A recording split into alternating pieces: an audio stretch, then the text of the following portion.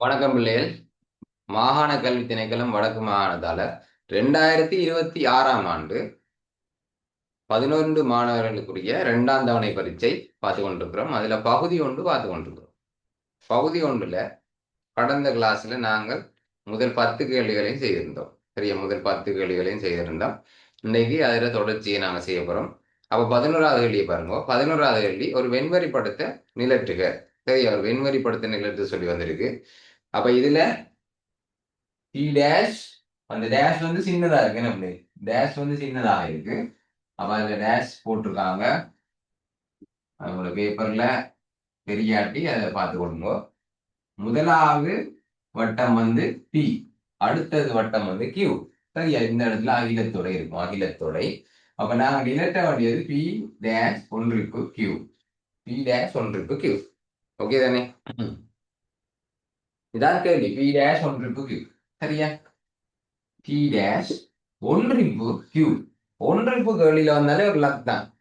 சரியா, இடைவெட்டு வந்தா கூட நாங்க கொஞ்சம் யோசிக்க வேண்டியிருக்கும். இடைவெட்டு வந்திருக்குன்னா ரெண்டுக்கும் பொதுவான பிரதேசத்தை நிலட்டணும். அப்ப அங்க எங்களுக்கு ஒரு கொஞ்சம் யோசிக்கணும், யோசிச்சுக்கிற வேண்டி. ஒன்றிப்புக்கு வந்தாலே ஜாலி தான். ஏன், இதுல ஒன்றும் யோசிக்கவே தேவையில்லை. ஒன்றிப்புன்னு சொன்னா என்ன, இந்த இந்த எழுத்தையும் நாங்க இதே படத்துல கீறணும். இதுல குறிப்பிட்டிருக்கிற பிரதேசத்தை இதே படத்துல நிலட்டணும். இதுல குறிப்பிட்டிருக்க பிரதேசத்தை இந்த படத்துல நிலட்டணும். ரெண்டையும் ஒரே படத்துல நிலட்டிட்டா சரி. சரி, அதான் ஒன்றிப்பு. ஒன்றிப்பு வந்தாலே உங்களுக்கு லக் தான். என்ன, அவ பாருங்க, இதுல கியூ சொல்லி இருக்குல்ல, கியூவை நிலட்டணும்னா நாங்க இதை நிலட்டுவோம் இந்த படத்துல. மற்ற எழுத்தை பத்தி யோசிக்க தேவையில்லை. கியூவை நிலட்டணும்னா இதை நிலட்டுவோம், இதை நிலட்டுவோம்.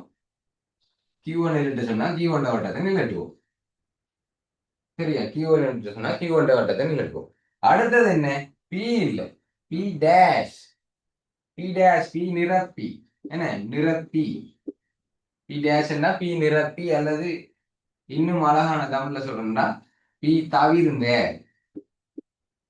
தவிர்ந்த, பி தவிர்ந்த, பி தவிர. பி தவிர மிச்சம் எல்லாம்.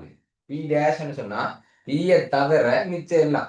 அப்ப பி என்று சொன்னா இவர், பி என்று சொல்றது இவர். அப்ப பிய தவிர மிச்சம் எல்லாம் என்று சொன்னா இந்த வெளி பிரதேசமும் வரப்போகுது. வெளி பிரதேசம் வரப்போகுது. இந்த இந்த கியூ மட்டும் வரப்போகுது, கியூ மட்டும் வரப்போகுது. சரி, அது ஆல்ரெடி இதுல நிலப்பட்டுட்டு அப்ப அது திரும்ப நிலட்ட தேவையில்லை. இப்ப வெளி பிரதேசத்தை நிலத்தீங்கன்னா சரி.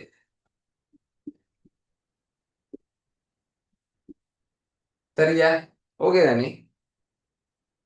இதான் ஒன் ட்ரிப். ஒன் ட்ரிப் வந்துட்டாலே இந்த பிரச்சனை இல்லை. கியூவா நிலட்டுறது, ஃபுல்லா நிலட்டுறது. கியூ இருக்கு தானே, கியூ ஒன்று எழுதிருக்கு. அப்ப கியூவா ஃபுல்லா நிலட்டுறது.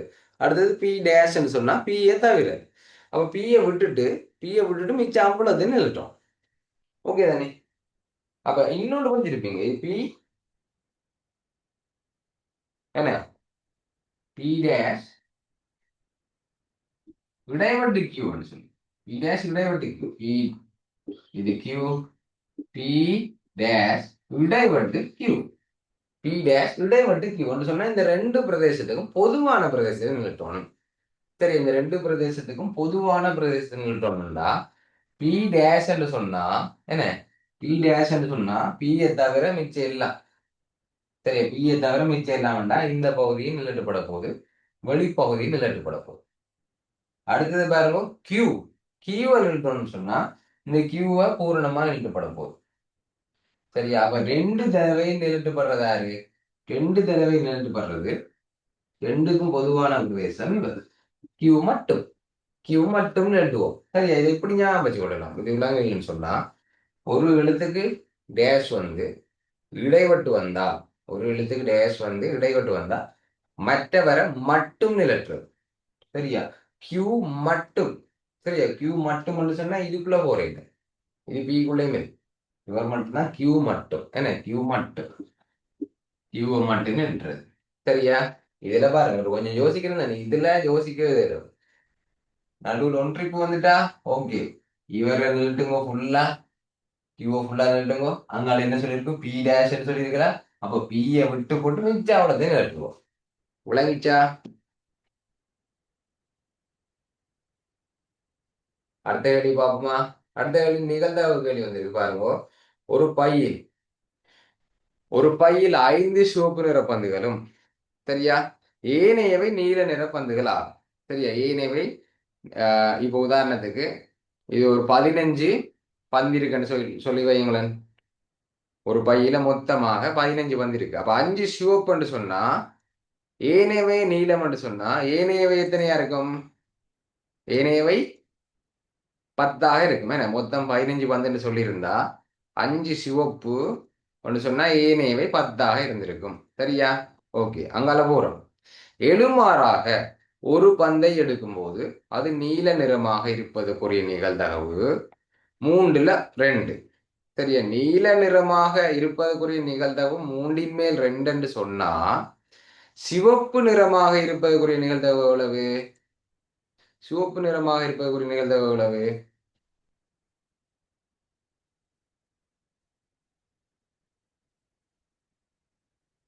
நீளமா இருக்குது. மிச்சம் என்ன பிள்ளை? 3/1. சரியா, மிகுதி. சரியா, இப்ப உதாரணத்துக்கு ஒருவர் ஒரு ஏ என்ற அணி, என்ன ஏ என்ற அணி, சரியா, ஏ என்ற அணி வெற்றி பெறதுக்குரிய நிகழ்தகவு 8ல் 5 சான்ஸ் இருக்கு. அவங்க வெற்றி பெறதுக்கு 8ல் 5 சான்ஸ் இருக்குண்டா தோல்விக்குரிய நிகழ்தகவு 8ல் 5 சான்ஸ் வெற்றி என்று சொன்னா 8ல் எத்தனை சான்ஸ் தோல்வியா இருக்கும்? மிச்சம் 3. 8ல் 3. Very good. 8ல் 3 தோல்விக்குரிய சந்தர்ப்பங்களாக இருக்கும். அதே மாதிரி இந்த களியில என்ன சொல்றாங்க? இந்த களியில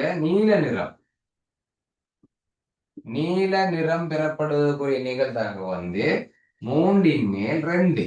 3ல் 2 சான்ஸ். 3 பந்து இருந்தா அதுல 2 பந்து நீளமாக இருக்கும். 3ல் 2 சான்ஸ் நீல நிறமா. அப்ப சிவப்பு நிறம் கிடைப்பதற்குரிய நிகழ்தகவு என்னவா இருக்கும்? அதுல பேலன்ஸ் 3ல் 1 சான்ஸ். 3 பந்து இருந்தா, சரியா, அதுல ஒரு பந்து 3 பந்து இருந்தா அதுல ஒரு பந்து சிவப்பு நிறமா இருக்குமா. ஆனா இந்த கேள்வியில என்ன சொல்லியிருக்காங்க? கேள்வியில சிவப்பு எத்தனை இருக்கு? 5 சார். 5. 3ல் 1 சிவப்பு. 3ல் 1 சிவப்புன்னு கண்டுபிடிச்சோம். அப்ப பையில் உள்ள மொத்த பந்துகளின் எண்ணிக்கை தான் கேள்வி. சரியா, அப்ப இவர் 5ஆ மாத்திட்டோம்னு சொன்னா என்ன, இந்த தொகுதி என்ன 5ஆ மாத்திட்டோம்னு சொன்னா நமக்கு மொத்த பந்துகள் எண்ணிக்கையை காணலாம். அப்ப இவரை எப்படி 5ஆ மாத்தலாம்? 1 எப்படி 5ஆ மாத்தலாம்?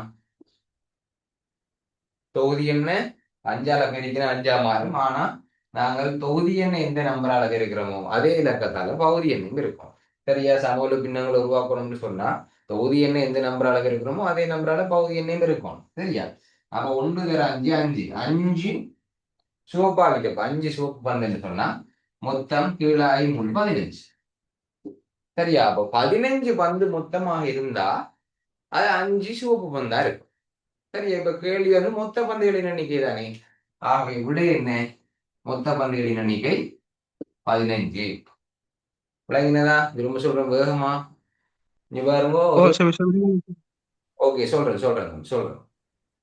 ஒரு அணி வெற்றி பெறத்துக்குரிய நிகழ்தகவு 8/5 சொன்னா தோல்வி அடைவதற்குரிய நிகழ்தகவு 8/3.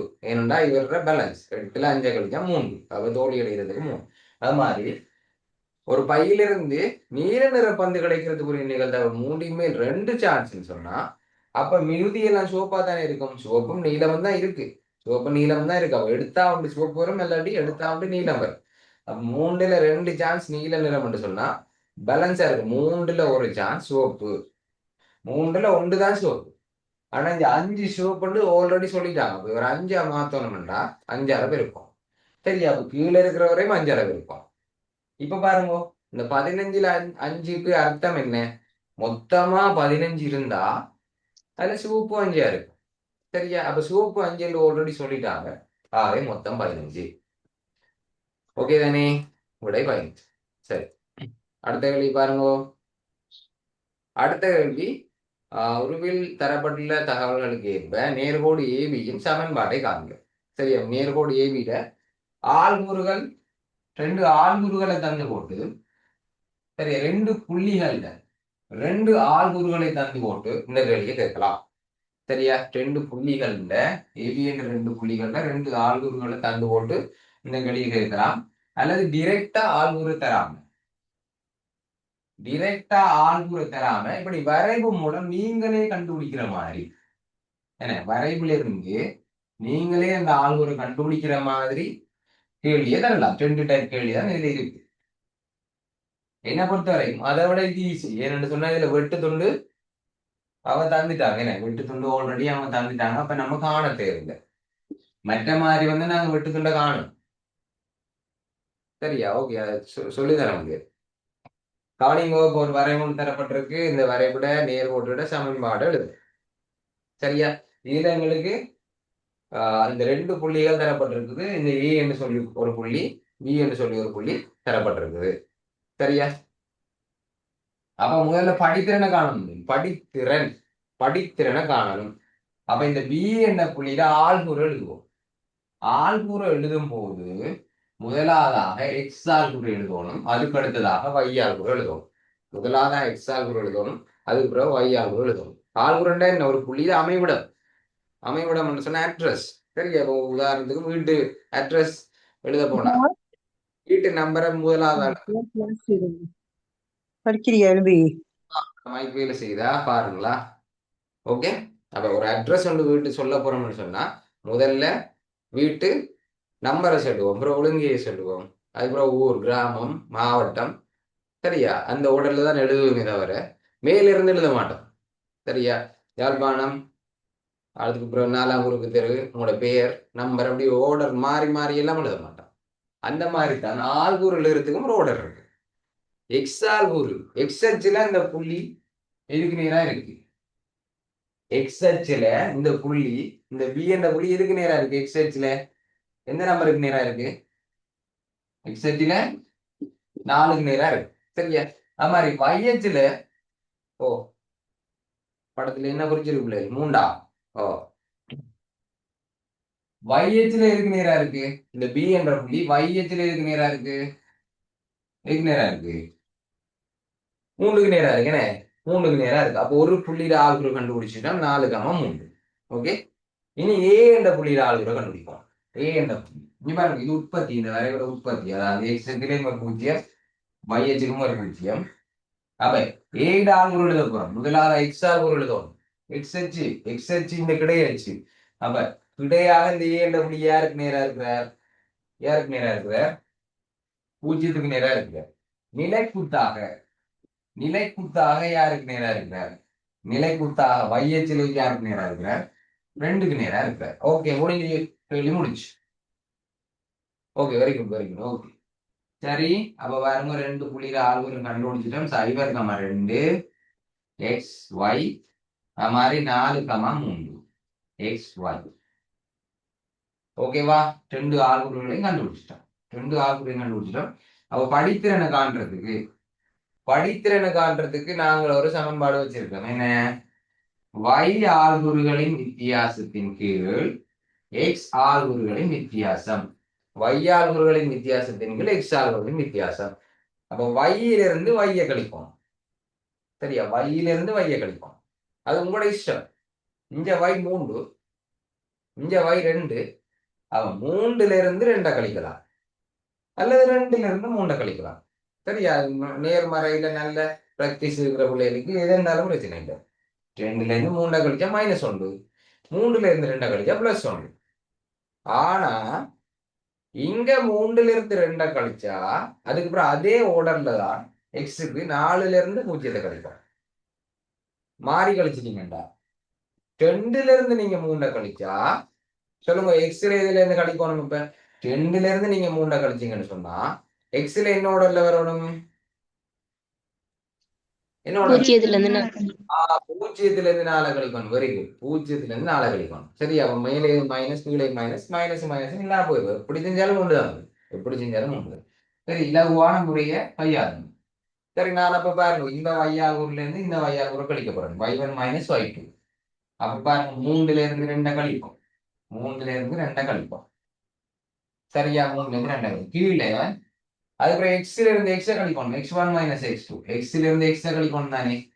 அப்ப 4-லிருந்து 0 கழிப்போம். 4-லிருந்து 0 கழிப்போம். வேலை முடிஞ்சு. 3ல இருந்து 2 போனா 1, 4ல இருந்து 0 போனா 4. மாறி கழிச்சிங்கன்னு சொன்னா -1 -4, அதுவும் 1/4 வரும். ஓகேவா? மாறி கழிச்சாலும் பிரச்சனை. படித்திறனை கண்டுவிட்டா. படித்திறன் இந்த நேர்கோட்டோட படித்திறனை கண்டுட்டாங்க. m என்ன 1/4. படித்திறனும் தெரியும். ஒரு நேர்கோட்டோட சமன்பாடு எழுதணும்னு சொன்னா படித்திறன், அடுத்ததான் வெட்டுத்துண்டு தெரியும். வெட்டுத்துண்டு சி. வெட்டுத்துண்டு எப்படி காண்றதுன்னு சொன்னால், வெட்டுத்துண்டு நாங்க இந்த வரைப்புல இருந்தே காணலாம். வெட்டுத்துண்டுன்னு சொன்னா என்னன்னு சொன்னா, வரைவு அந்த நேர்கோடு y அச்ச எந்த புள்ளியில வெட்டிட்டு போதோ அதுதான் வெட்டுத்துண்டு. சரியா? உங்களை குழப்பறதுக்கு இப்படி தருவாங்க. இன்னும் கொஞ்சம் நிறுத்திட்டு இந்த கூட இங்க வச்சு போட்டு இதுல ஒரு -2. ஓகேவா? அப்ப -2லயும் வெட்டிட்டு போகுது எக்ஸ் அச்சுல, y அச்சுல 2 வெட்டிட்டு போகுது. அப்ப சொல்லுங்க, அப்ப இதுல -2 +2 வெட்டுத்துண்டு. -2 +2 வெட்டுத்துண்டு. +2 சார். +2. இங்க வெட்டுத்துண்டு சொன்னால் y அச்ச அந்த வரைவு எந்த புள்ளியில வெட்டிட்டு போதோ அதுதான் வெட்டுத்துண்டு. ஆகவே இது நாங்க வரைவுல இருந்தே கண்டுபிடிச்சிட்டோம். சரியா? வரைவுல இருந்து கண்டுபிடிக்காம y mx அலசியில ஒரு ஆள்முறையும் படித்திறனையும் கொண்டே பிரதியிட்டு செய்யலாம். அதை நான் இன்னொரு கேள்வியில அப்படி ஒரு கேள்வியில வழங்கப்படுத்துகிறேன். சரியா? அப்ப இங்க பாருங்க பிள்ளைகள், இப்ப நேர்கோட்டோட சமன்பாடு உங்களுக்கு தெரியும். நேர்கோட்டின் சமன்பாடின் பொதுவான வடிவம் அது y mx ஆக c. y mx ஆக c. அப்ப இதுல நாங்க y மாதிரி y எழுதுவோம். படித்திறன் தெரியும். இப்ப m தெரியும். m வந்து தெரியும், கண்டுபிடிச்சிடும். 1/4 m-க்கு பதிலா 1/4, x-க்கு பதிலா x எழுதுவோம். அங்கால வெட்டுத்துண்டு எவ்வளவு வந்திருக்கு? நேர் 2 வந்திருக்கு. அப்ப நேர் 2 போடுவோம். பாருங்க, y மாதிரி y எழுதுவோம், x மாதிரி x எழுதுவோம். அதுக்கு பிறகு படித்திறனை கண்டுபிடிச்சிருக்கோம், வெட்டுத்துண்டை கண்டுபிடிச்சிருக்கோம். அப்ப இந்த கோட்டின் சமன்பாடு வரும். ஓகேவா? அடுத்த கேள்வி போவோமா? அடுத்த கேள்வியை பாருங்க. அட்சரான இந்த பின்னங்கள்ல ஒரு கேள்வி வந்திருக்கு. பின்னங்கள் மட்டும் இல்ல, அதுல இந்த கோவைகளை பெருக்கிறதும் வந்திருக்கு. இந்த கோவைகளை பெருக்கி சுருக்க தீர்க்க சுருக்குகள்ல இந்த கேள்வி என்ன? தீர்க்க சுருக்குகன்னு சொல்லி 2 கேள்வி இருக்கு. சுருக்குன்னு சொன்னா சுருக்கி எளிய வடிகளை கொடுக்கணும். தீர்க்கன்னு சொல்லி வந்துட்டா எக்ஸுக்குரிய பெருமானத்தை காணணும். அதான் தீர்க்க. சரியா? அவ்வாறு 1/கீழ் எக்ஸ் sin 4. 1/கீழ் எக்ஸ் sin 4 என்ற கோவை தரப்பட்டிருக்கு. அது மாதிரி கழித்தல் 3/கீழ் எக்ஸ் ஆக 2 என்று சொல்லி ஒரு கோவையும் எக்ஸ் sin 4 என்ற ஒரு கோவையும் பெருக்கப்படுது. அப்ப கழிச்சா முதலாவது பின்னத்திலிருந்து 2வது பின்னத்தை கழிச்சா 0 வருதா? முதலாவது பின்னத்திலிருந்து 2வது பின்னத்தை கழிச்சா விடையாக 0 வருது. சரியா? ஓகே. இப்ப இந்த இலகுவா செய்யற மாதிரி தான் தந்திருக்காங்க. இப்ப இவ்வளவு கழிப்படுது. இந்த பின்னம் மொத்தமா இந்த பின்னத்திலிருந்து கழிப்படுது. அப்ப இந்த மொத்த தொகுதியை நாங்க அங்கால கொண்டு போனா என்ன நடக்கும்? கழிபடுற பின்னம் மற்ற பக்கம் போனா என்ன செய்யும்? சைவரோட கழிபடுற விஷயம் கூட்டுப்படும். அங்கால போனா கூட்டுப்படும். சரியா? இவ தனித்தனியா எடுத்துட்டு போயிடலாம். சரியா? இது பிரிபடுது தானே, இந்த இது பிரிபடுது, அப்ப அங்கால போய் பெருக்கப்படும். அப்படி செய்யறாரு. இது பிரிபடுது. சரியா? 3 பிரிக்கிற. சரியா? ஆனா இந்த மொத்த தொகுதியும் மொத்த பின்னமும் இந்த பின்னத்திலிருந்து கழிபட்டு கொண்டிருக்கு. அப்ப ஒவ்வொருத்தரையும் தனித்தனியை கொண்டு போயிடாது. மொத்த தொகுதியும் என்ன செய்யுதுன்னு தான் பார்க்கணும். மொத்த தொகுதியும் இந்த பின்னத்திலிருந்து கழிபடுதுன்னா இந்த மொத்தமும் மற்ற பக்கம் போனா ஃபைவரோட கூட்டுப்படும். சரியா? இந்த ஸ்டெப்ல இருக்குன்னா இவர் அங்கால போறாருன்னா இவர் தனியா தான் இருப்பார். சரியா? அப்ப இவர் அங்கால போனா என்ன நடக்குது? இவர் அங்காதான் இருக்கு. சரி, இதோட கழிபட்டு கொண்டு இருந்தவரை நாங்க மற்ற பக்கம் கொண்டு வந்துட்டோம். அப்ப மறையா இருந்தவர் நேரா மாறிட்டார். ஓகேவா? விளங்கிச்சா? இப்ப பாருங்க, நேர இஞ்சால எக்ஸால இருக்கு. இந்த எக்ஸால இப்ப கொண்டு வரலாம். இப்ப பாருங்க, இப்ப இந்த 3 இவ பிரிக்கிற 3 எல்லாம் பெருக்கப்படுது. இந்த 2 பெருக்கப்படுது, இந்த மூண்ட இவங்க ரெண்டு பேரும் பிரிக்கிறாங்க. அப்ப இங்க கூட்டல் கழித்தல் எல்லாம் இல்ல. அப்ப இங்க எக்ஸை நாள் பிரிபட்டு கொண்டிருந்தா இஞ்சால வந்து என்ன செய்யும்? இஞ்சால எக்ஸை நாள் பிரிபடுதுண்டா இந்த கோவையை மட்டும் நாங்க இஞ்சால கொண்டு வந்தா என்ன செய்யும்? இஞ்சால வந்து பெருக்கப்படும். கீழே மிக்ஸ் ரெண்டும் பட்டலாம். ரெண்டையும் அழகா வட்டி விடலாம். ரெண்டையும் வட்டியாச்சு. ஓகே தானே? ரெண்டையும் வட்டியாச்சு. இப்ப என்ன மிச்சம் இருக்கு? இங்க ஒன்று மிச்சம் இருக்கு. சரி, இந்த ஒன்று மிச்சம் இருக்கு. இந்த எக்ஸாக ரெண்ட இங்க பிரிபடுது. மூண்ட எக்ஸாக ரெண்டு பிரிக்குது. அப்ப இந்த எக்ஸாக ரெண்டு அங்கால கொண்டு போனா பெருக்கப்படும். சரி, இவர் அங்கால கொண்டு போனா பெருக்கப்பட போகுது. ஒன்றோட எக்ஸாக ரெண்டு பெருக்கப்பட்டா எக்ஸாக ரெண்டு தான் வரும். எக்ஸாக ரெண்டு வரும். இஞ்சால மூன்று இருக்கு. மிச்சம் இவர் அங்கால கொண்டு போயிட்டோம். இவரை வெட்டிட்டோம். அப்ப மூன்று மட்டும்தான் இங்க மிச்சம் இருக்கு. இப்ப இந்த ரெண்டு கூட்டுப்படுது தானே? ரெண்டு அங்கால கொண்டு போனா என்ன செய்யும்? ரெண்டு அங்கால கொண்டு போனா கழிப்படும். வழிபடும். அப்புறம் மூணுல இருந்து ரெண்டு போனா ஒன்று. சரியா? மூணுல இருந்து ரெண்டு போனா ஒன்று. ஓகே தானே? இலவான கேள்வியா தான் இருக்காங்க. எக்ஸ் கூட வந்துச்சு. எக்ஸ் 7 ஒன்று. சரியா? அடுத்த கேள்வி பார்ப்போமா? அடுத்த கேள்வி போமா? அடுத்த கேள்வி பாருங்க. ஒருங்கி செய்து முக்கோணிகளின் ஒருங்கி செய்து. அப்ப மூன்று படம் வந்திருக்கு. ஒருங்கி செய்யும் முக்கோண சோடிகளை எழுதி அவை ஒருங்கி செய்யும் சந்தர்ப்பத்தை தருக. எந்த ரெண்டு முக்கோணிகள் ஒருங்கி செய்யும் என்றும் எழுதணும். அதே நேரம் அவங்க ஒருங்கி செய்யும் சந்தர்ப்பத்தையும் எழுதணும். 4 சந்தர்ப்பம் இருக்கு. என்ன முடியும்? 4 சந்தர்ப்பம் இருக்கு. 4 சந்தர்ப்பங்கள் இருக்கு. இன்னொன்னு ஒன்று பக்கம் கோணம் பக்கம்.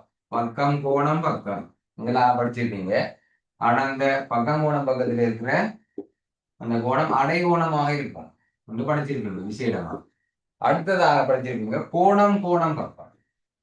கோணம் கோணம் பக்கம் என்று சொல்லி ஒரு நிபந்தனை படிச்சிருக்கீங்க. அந்த நிபந்தனையில அந்த கோணம் கோணம் பக்கம் அந்த பக்கம் என்று சொல்லி வாரவர் ஒத்த பக்கமாக இருக்கணும். ஒத்த பக்கமாக இருக்க வேண்டும். அதே மாதிரி அடுத்ததாக நிபந்தனை படிச்சிருக்கீங்க பக்கம் பக்கம் பக்கம். என்ன பக்கம் பக்கம் பக்கம் என்ற ஒரு நிபந்தனை படிச்சிருக்கீங்க. அதை என்ன சொல்றது? அது உள்ளதுல ஈஸியான மூன்று ஒரு முக்கோணத்தில் இருக்க மூன்று பக்கமும் இன்னொரு முக்கோணத்தில் இருக்க மூன்று பக்கமும் சமனாயிருக்குன்னு சொன்னாலே ஒரு இங்கே காட்டலாம். இலகுவான நிபந்தனை. கடைசி நிபந்தனை செம்பக்கம் பக்கம் என்று சொல்லி ஒரு நிபந்தனை வச்சிருக்கீங்க. செம்பக்கம் பக்கம் என்ற நிபந்தனை செங்கோண முக்கோணத்துல மட்டும் நாம் பாதிக்கலாம். அதுல ரெண்டே ரெண்டு உறுப்புகள் சமன் என்று சொன்னாலே என்ன செம்பக்கமும் இன்னொரு பக்கமும் சமன் என்று சொன்னாலே அதை யூஸ் பண்ணலாம். அதை யூஸ் பண்ணி ஒரு இங்கிலீஷை காட்டலாம். சரியா? அவ 4 நிபந்தனையிலும் யோசிக்கணும். 4 நிபந்தனையும் யோசிக்கணும். இது எம்சிக்கு மாதிரி தட்டலாம்.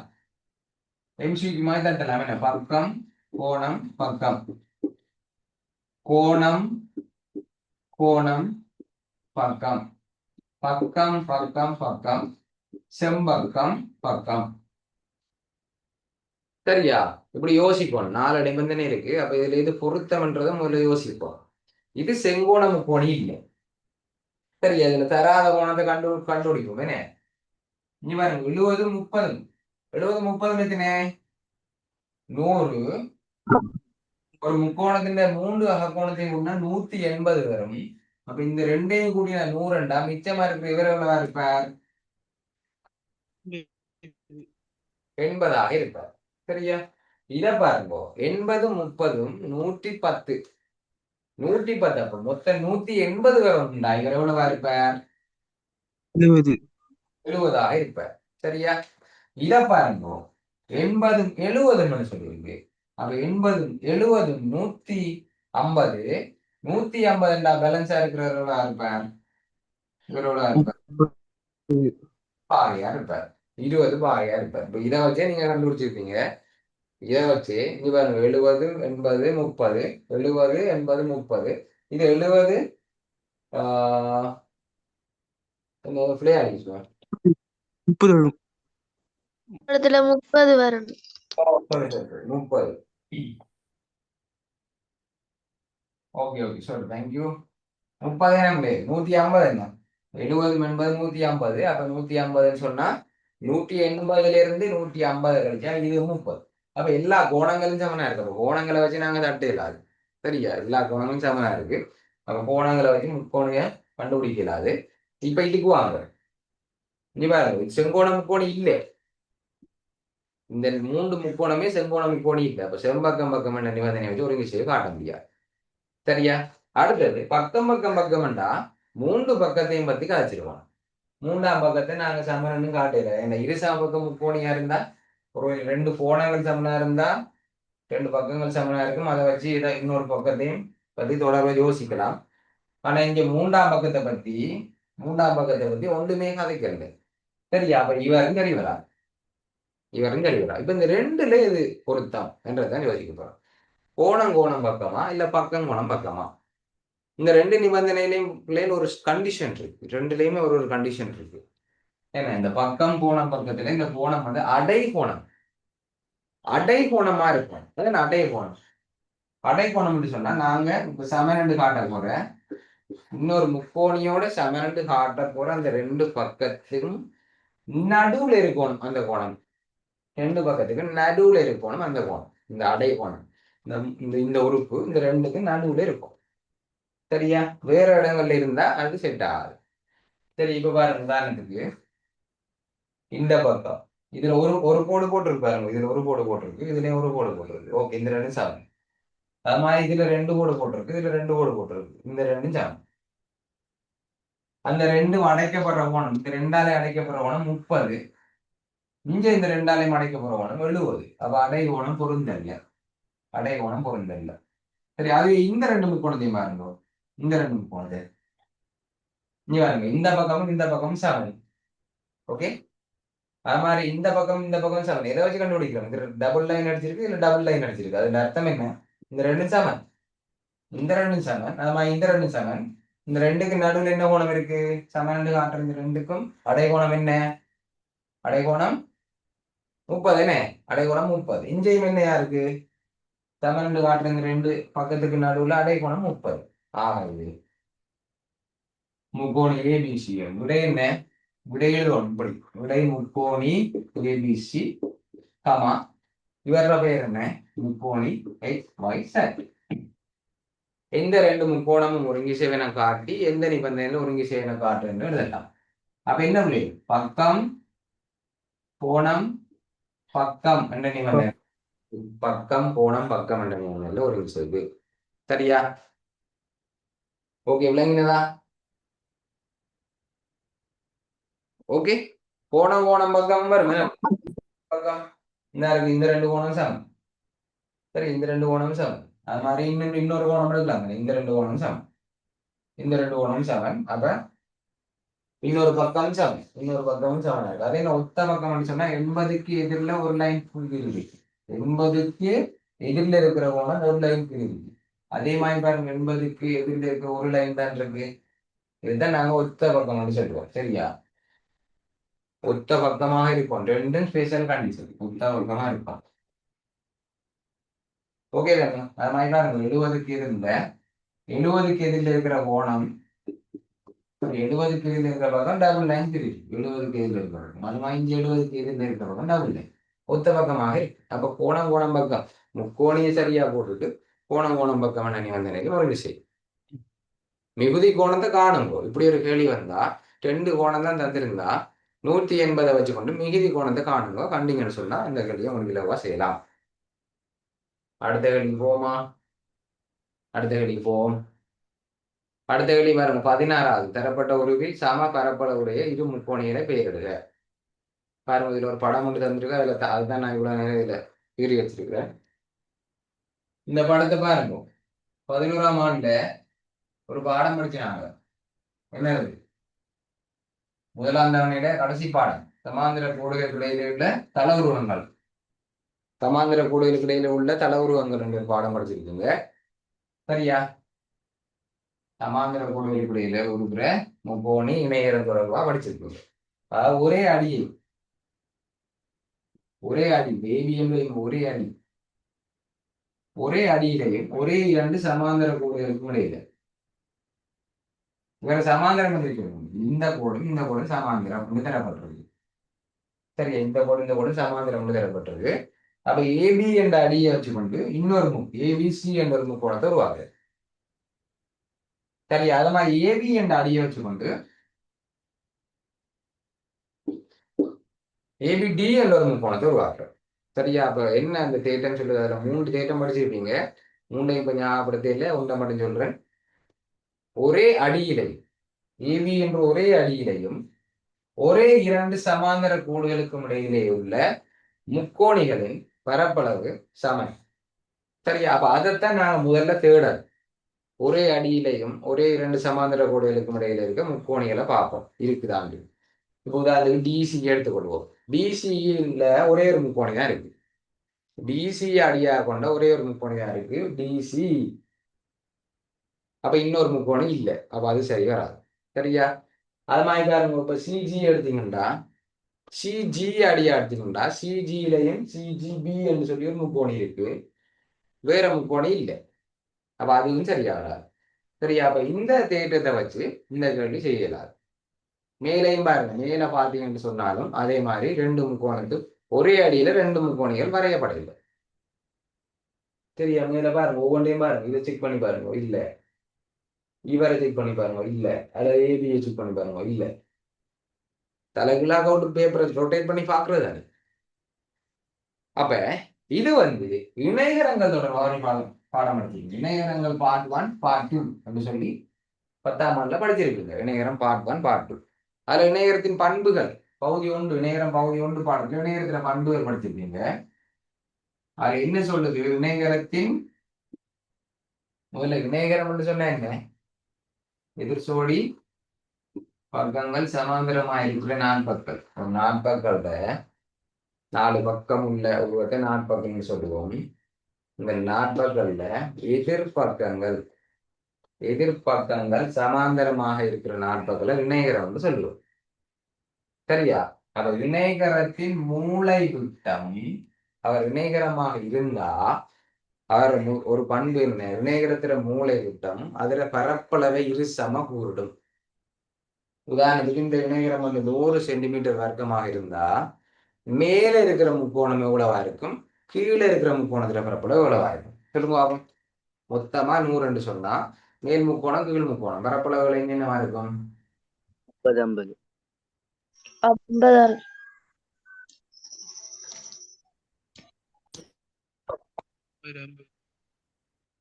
50 இருக்குமே. 50 இருக்கும். காரணம் இணைகரத்தின் மூளை விட்டம் அதன் பரப்பளவை இரு சம கூட்டும். 2 சமனா பிரிக்கும். ஓகே தானே? அப்ப இந்த உருவத்துக்குள்ள எங்க இணைகரம் அங்க இருக்குன்னு பார்ப்போம். அப்ப இணைகரம்னா உங்களுக்கு தெரியும், சமாந்தரமா இருக்கணும். சமாந்தரம், இவருக்கு இவர் சமாந்தரம், இவருக்கு இவர் சமாந்தரம். அப்படி இங்க எங்க இருக்கு? இங்க பாருங்க, இதுல நிறைய இணையரங்கள் இருக்கு. சரியா? அதுல பாருங்க, டிசி எஃப்இ, டிசிஎஃப்இ மற்றதெல்லாம் அழிக்கப்படும். அதுக்கான தான் இதுல கீறி வச்சு மற்றதெல்லாம் அழிக்கப்படும். அப்பதான் உங்களுக்கு தெளிவா வழங்கி பாருங்க. இதை அழிக்கிறேன். சரியா? அடுத்தது இந்த கோட்டையும் அழிக்கிறேன்.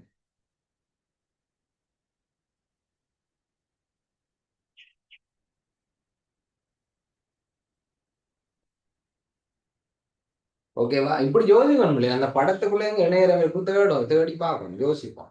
அந்த படத்தை நாங்க மற்ற தேவையில்லாத கூடையில நாங்களே மைண்ட்ல ரிமூவ் பண்ணி பார்ப்போம். சரியா? அவையில பாருங்க, இவருக்கு இவர் சமாந்தரம் வந்து தந்திருக்கு, இவருக்கு இவர் சமாந்தரம் வந்து தந்திருக்கு. ஆகவே டிசிஎஃப்இ ஒரு இணைகரம்.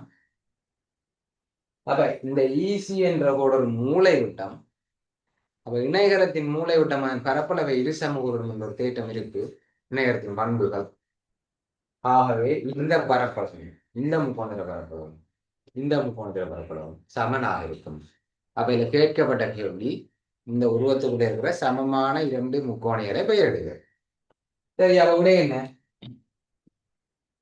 முக்கோணி டிசிஇ, முக்கோணி டிசிஇ அது ஒன்று, சமா முக்கோணி இஎஃப்சி, முக்கோணி இஎஃப்சி. இந்த 3 எழுத்தையும் மாறி மாறி பெயர் வைக்கலாம்.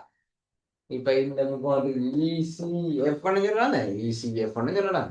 சரி, அது பிரச்சனை இல்லை. ஓகே, சரியா? நம்ம விடைகள் விளங்கிட்டா? சரி, அடுத்த கேள்வி பார்ப்போம். அடுத்த கேள்வி போவோம். வீதம். சரி, வீதம் சொல்லி ஒரு பாடம் படிச்சிருக்கீங்க. 10ஆம் ஆண்டோட 2ஆம் தவணையில இறுதிப்பாடம் வீதம் சூத்திரங்கள்ல தான் இந்த இறுதி 2 பாடங்களும். அப்ப வீதம் என்ற பாடத்துல 2 விஷயம் படிச்சிருக்கீங்க.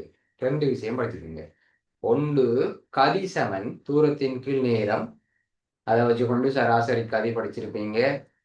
தூர நேர வரைவு படிச்சிருப்பீங்க. அதுக்கு அடுத்துதான் வீதம் என்று சொல்லி ஒரு விஷயம் படிச்சிருப்பீங்க. வீதம் என்று சொன்னா ஓரளவு நேரத்துல பாயிர கனவளவிட அளவு. ஏன்னா ஓரளவு நேரத்துல பாயிர கனவளவிட அளவு. அதாவது வீதம் சமன் கனவளவின் கீழ் நேரம். இந்த வீதம் தரப்பட்டிருக்கு 125 லிட்டர் மினிட் -1. என்ன அர்த்தம்? ஒரு மினிட், ஒரு நிமிடத்துல 125 லிட்டர் பாயுமா ஒரு குழாயிலிருந்து. மினிட், ஒரு மினிட்ஸ்ல 125 லிட்டர் பாயுமா என்னும் வீதத்தில் பாயும் குழாயில் 1000 லிட்டர் கனவளுடைய தொட்டி ஒன்றை நிரப்ப எடுக்கும் நேரம். சின்ன கேள்வி, ஈஸி கேள்வி. சாம்பாடு ஞாபகம் இருந்தா போதும். வீதம் என்ன சாம்பாடு? வீதம் சமன்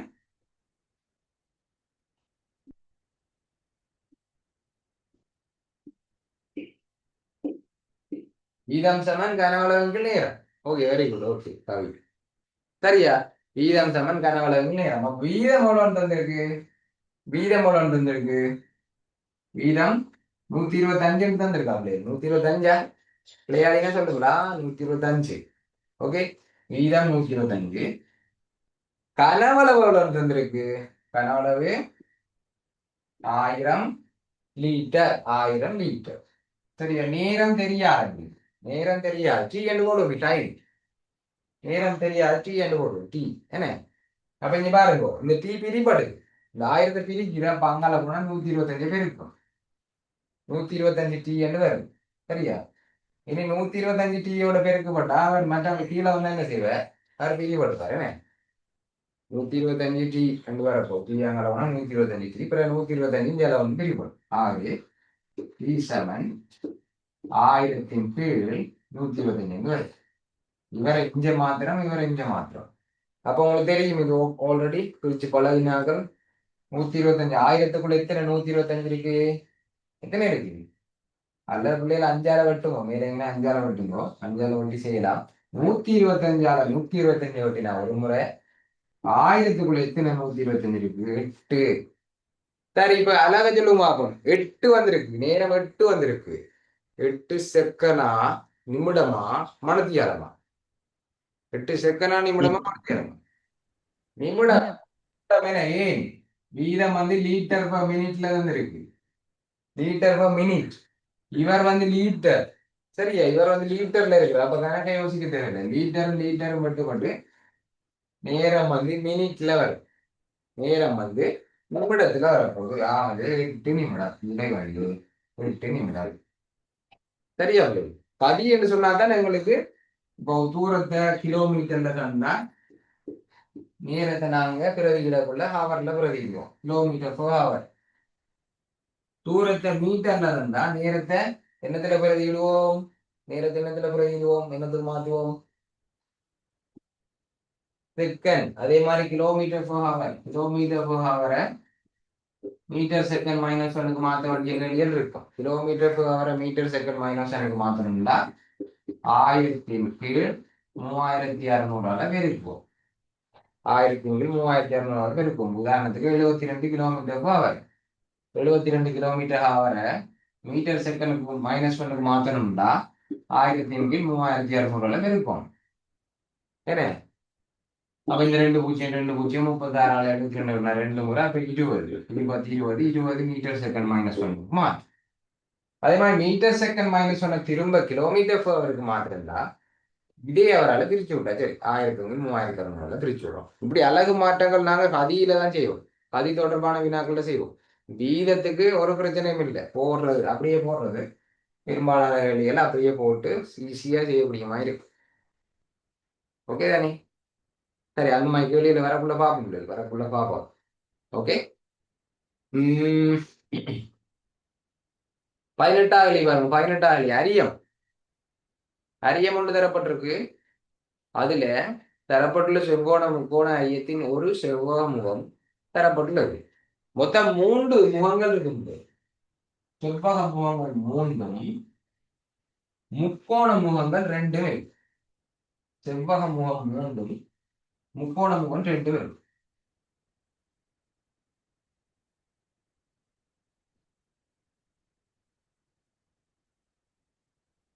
சரியா? அப்ப இதுல பாருங்க, ஒரு பக்கம் முக்கோணத்துல ஒரு பக்கம் தரல. முக்கோணத்துல ஒரு பக்கம் தரல.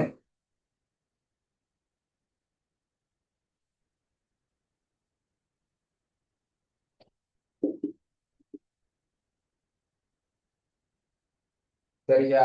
செங்குத்து உயரம் முக்கோணத்துல செங்குத்து உயரம் 4 சென்டிமீட்டரா, அடி 3 சென்டிமீட்டரா, இந்த அடியத்துல நீளம் அல்லது உயரம் ஏதோ 10 சென்டிமீட்டர்.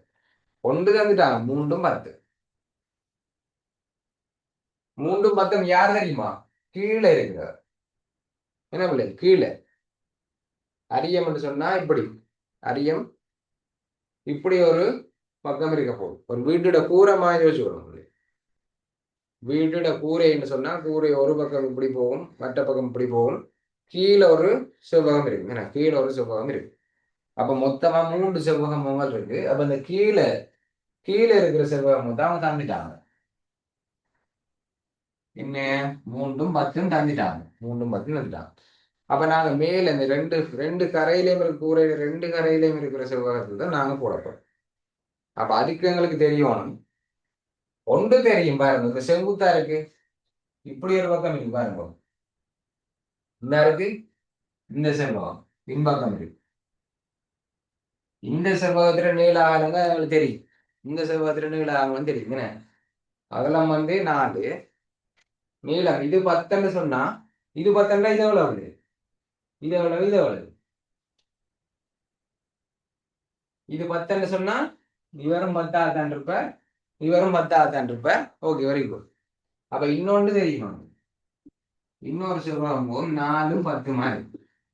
4ம் 10 இருக்கு. அடுத்தது பாருங்க, இந்த இப்படி சரிஞ்சிருக்கு செம்பக்கம். இந்த செம்பக்கத்தோட சரிஞ்சிருக்குது. அவருக்கு இந்த செம்பக்கம் தெரியாது. செங்கோணத்துக்கு எதிரில் இருக்கிற ஏன்னா இந்த செங்கோணத்துக்கு எதிரில் இருக்கிற செம்பக்கம் தெரியாது. அப்ப எப்படி காட்டுறது? செம்பக்கம் தெரியாது என்ன செய்வோம்?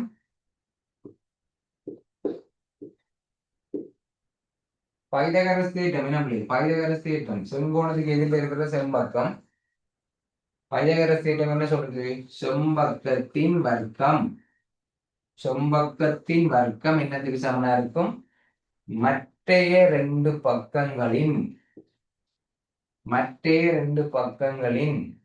வர்க்கங்களின் கூட்டுத்தொகைக்கு சமனா இருக்கும். பைதகரஸ் தேற்றத்துல செங்கோணம் முக்கோணத்துல பிள்ளைகள் செம்பக்கம் தான் மற்ற 2 பக்கத்தை விட பெரிய பக்கம்.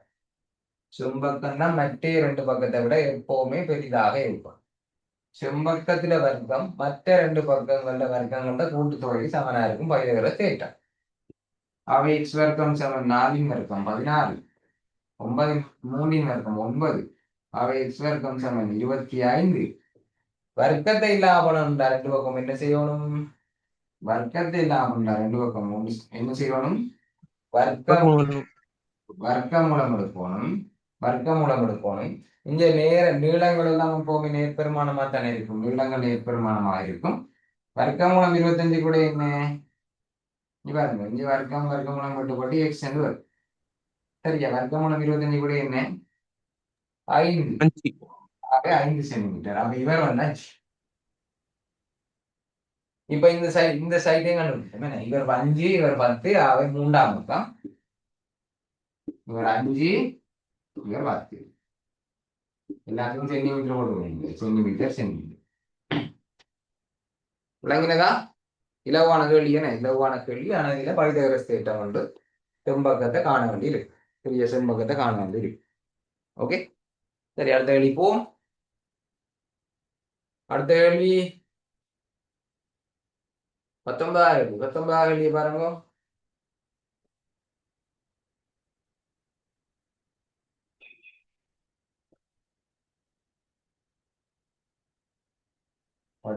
என்ன சொல்லப்பட்டிருக்கு? வட்டத்தின் கோணங்கள் வட்டத்தின் கோணங்கள் சொல்லி ஒரு பாடம் இருக்கு என்ன 10ஆம் ஆண்டு 3ஆம் தவணையில இறுதி பாடம் 30ஆம் பாடமா வட்டத்தின் கோணங்கள் பிள்ளைகள் 3 தேட்டம் இருக்கு 3 தேட்டம் படிச்சிருக்கீங்க என்ன வட்டத்தின் கோணங்கள் என்ற பாடத்துல 3 தேட்டம் படிச்சிருக்கீங்க ஒன்று ஒரே துண்ட கோணம் சமன் சொல்லி படிச்சிருக்கீங்க ஒரே துண்ட கோணம் சமன் சரியா அடுத்தது இன்னொன்று படிச்சிருக்கீங்க மைய கோணம் என்ன மைய கோணம் பருதி கோணத்தின் 2 மடங்கு என்று சொல்லி ஒரு தேட்டம் படிச்சிருக்கீங்க அதுக்கு பிறகு 3ஆம் தேட்டம் படிச்சிருக்கீங்க அரை வட்ட கோணம் செங்கோணம் ஞாபகம் இருக்கா முன்னொரு காலத்தில் இப்படி எல்லாம் ஒரு 3 தேட்டம் படிச்சிருக்கீங்க என்ன முன்னொரு காலத்தில் இப்படி ஒரு தேட்டம் படிச்சிருக்கீங்க ஓகே பி இவர் சி இவர் டி இவர் ஏ ஓகே தானே அப்ப கேள்வியில சொல்லியிருக்காங்க ஓ வந்து மையமா அப்ப பிள்ளைகள் மையம் என்று சொன்னா இந்த கேள்வியில தேவையோ தேவையில்லையோ ஞாபகம் வச்சுக்கொள்ளுங்க மையத்துல இருந்து போறெல்லாம் ஆரைகள் எல்லாம் நீளத்துல சமன் ஆரைகள் நீளங்கள்ல சமன் அது தேவையோ இல்லையோ ஞாபகம் வச்சுக்கொள்ளுங்க ஏபிசிடி வட்டத்தின் மீது உள்ள 4 புள்ளிகள் டிபிசி டிபிசி எக்ஸாம் உள்ள மாதிரி இருப்பாங்க நினைக்கிறேன் வழக்கமான பிள்ளைகள் தெரிஞ்சிருக்கும் டிபிஏ சமன் 32 சொல்லி மாறி தரப்பட்டிருந்தது பிறகு அந்த கரெக்ஷன் பண்ணினாங்க டிஓசி டிஏசி இந்த 2 பெருமனையும் காணட்டான் படத்திலே தந்திருக்கு டிபிசி வந்து 32 பாருங்க 32 சரியா அப்ப பாருங்க இந்த டிசி என்ற வில்ல பாருங்க டிசி என்ற வில்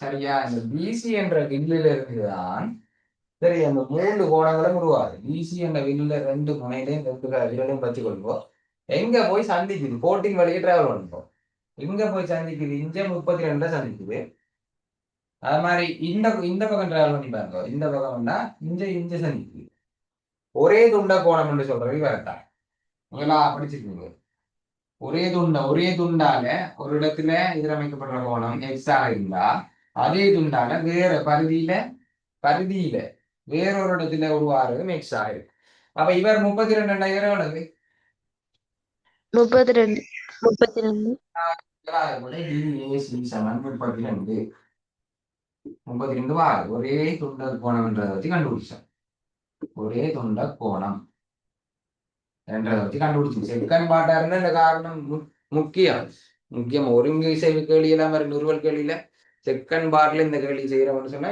கட்டாயம் எடுக்கும் பாருங்க சரியா ஃபர்ஸ்ட் பார்ட்னு சொன்னா உள்ள 2 மார்க்ஸ் தானே அப்ப 2 கேள்வி கேட்டிருக்காங்க 2 விடைக்கு 2 மார்க்ஸ் வரும் இடம் இருந்தா எழுதுங்களேன் இடம் இருந்தா எழுதுங்க ஏன்னா அடுத்தது டிஓசி மைய கோணம் இன்னொரு திட்டம் படிச்சிருக்கீங்க ஒரு வில்லால மையத்தில் எதிரமைக்கப்பட்ட கோணம் மையத்தில் எதிரமைக்கப்படும் கோணம் அதே வில்லால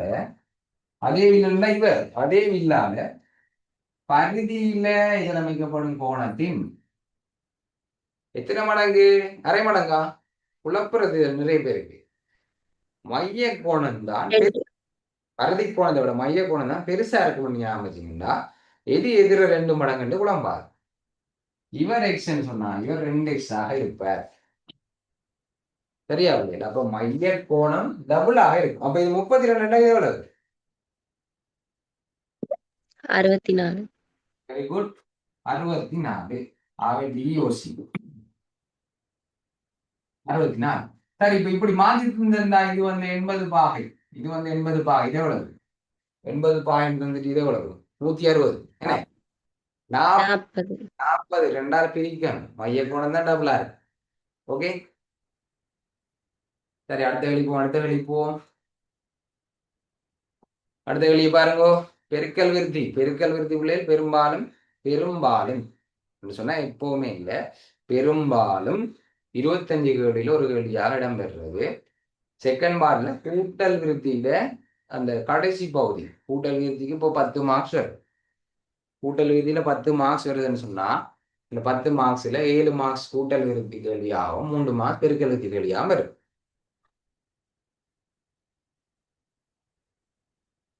அத மாதிரி அங்க வராம தனியே ஃபர்ஸ்ட் பார்ட்ல மட்டும் வந்த கேள்விகளும் இருக்கு ஓகே தானே இப்ப அடுத்த பார்ட் பேப்பர் சீரிஸ் பார்த்து கொண்டிருக்கோம் அந்த சீரீஸ்ல இப்ப கூட்டல் விருத்தி பெருக்கல் விருத்தி இனிதான் வர போறோம் இல்லையா? இனிதான் வர போகுது.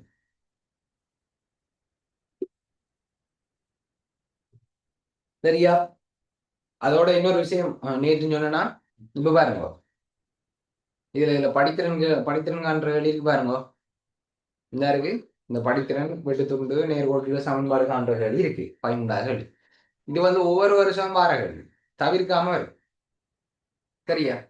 அப்ப இந்த கேள்வி எல்லாம் நான் ஒரு தியரி கிளாஸ்ல 10ஆம் ஆண்டு தியரி கிளாஸ்ல இது முழுமையாக படிப்பிச்சு அதுல முழுமையான பயிற்சியை செஞ்சிருக்கேன். சரிதானே? அப்ப அந்த ரெக்கார்டிங்ஸ் எல்லாம் என்னட்டே இருக்கு. இப்போ உங்களுக்கு ஒரு குறிப்பிட்ட கேள்வியில விளக்கம் போதாது, மேலதிக பயிற்சி தேவை என்று சொல்லி நீங்க யோசிச்சீங்கன்னா அது என்ன கேள்வி, இந்த கேள்வி எனக்கு இப்ப மேலதிக பயிற்சி தேவை சார் என்றதை எனக்கு நீங்க மெசேஜ் கூட அறிவிச்சீங்கன்னு சொன்னா உங்களுக்கு உதவி செய்யறதுக்கு நான் காத்திருக்கிறேன். ஓகே தானே? சரி, அப்ப பெருக்கல் விருத்திக்கு வருவோமா? பெருக்கல் விருத்திக்கு வார் 20வது பாருங்க, முதலாம் உறுப்பு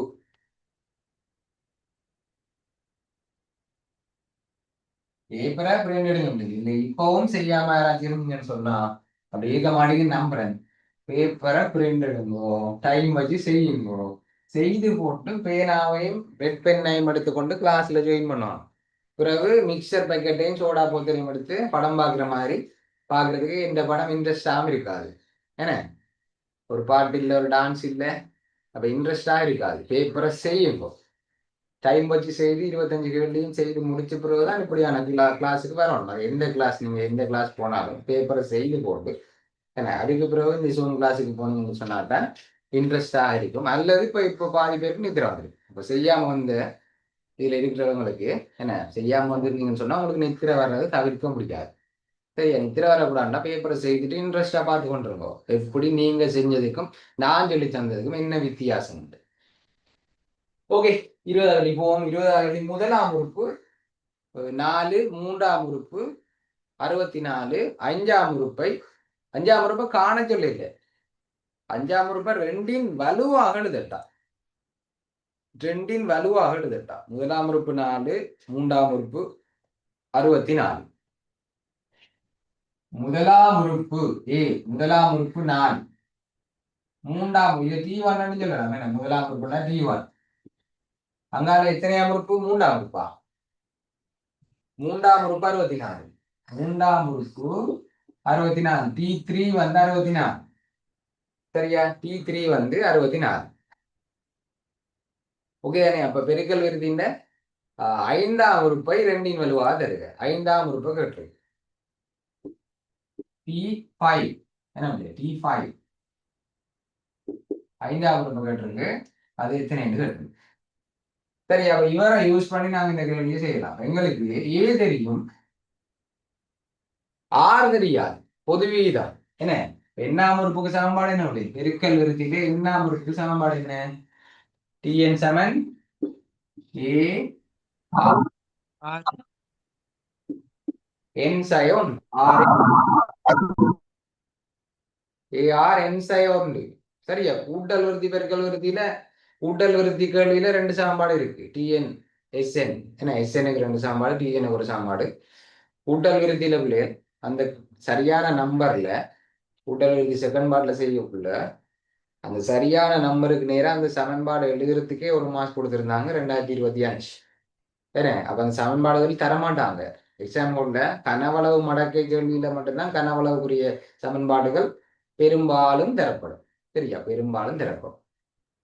கூட்டல் விருதி பெருக்கல் விருத்திகள்லாம் சமன்பாடு தந்ததே இல்லை, இதுவரைக்கும் தந்தது இல்லை, பாடமாக்கும் போது. அப்ப இதான் டிஎன்எக் சமன்பாடு. இதுல ஏ தெரியும், எங்களுக்கு ஏ தெரியும் 4. சரியா? ஆறு தெரியாது, ஆறை தான் காண போறோம். ஆனா இதுல ஒரு தரம் உண்டு. 3ஆம் உறுப்பு வந்து 64. 3ஆம் உறுப்பு வந்து 64. ஏ வந்து 4. அதனால R(n-1). ஓகேவா? அப்ப 4ஓட இது பெருக்கப்படுது இல்ல, 4 பெருக்கப்படுது. அப்ப 4 மெட்ட பக்கம் போனா என்ன செய்யும்? 4 மெட்ட பக்கம் போனா என்ன செய்யும்?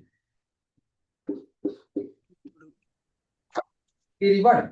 4 பெருக்கப்படுறது பிரிபடும். R(n-1). R(n-1). ஓகே தானே? அப்ப இங்க பாருங்க, 64 சாரி, இது இன்னொன்று விட்டேன். என்ன மூன்றாம் உறுப்பு, மூன்றாம் உறுப்புன்னு சொல்லியிருக்கேன்டா. T3 பிள்ளை, T3 தான் 64. அப்ப மூன்றாம் உறுப்புன்னு சொன்னா என்ன எவ்வளவு? மூன்றாம் உறுப்புக்குரிய எண் எவ்வளவு? மூன்றாம் உறுப்புன்னு சொன்னா 2. 3. எண் 3 கழிச்சா 2 வரும். ஓகே, கழிச்சா 2 வரும்.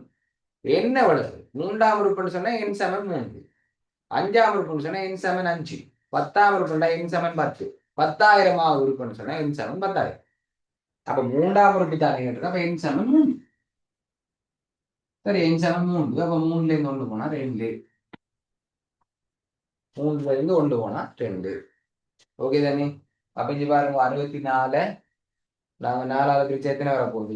6 வர்க்கம் சமன் 16 வரப்போகுது. 6 வர்க்கம் சமன் 16. 6 வர்க்கம் சமன் 16.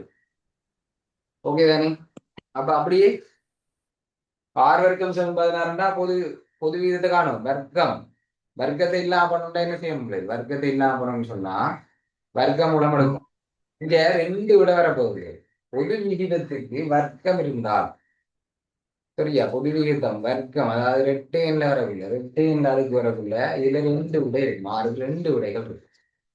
எப்படி 2 விட பொருத்தமா இருக்குன்னு சொன்னா இங்க பாருங்க, 4ட வர்க்கமானது, 4ட வர்க்கமானது விடை 4ட வர்க்கம் 16. மறை 4ட வர்க்கமானது, மறை 4ட வர்க்கமானது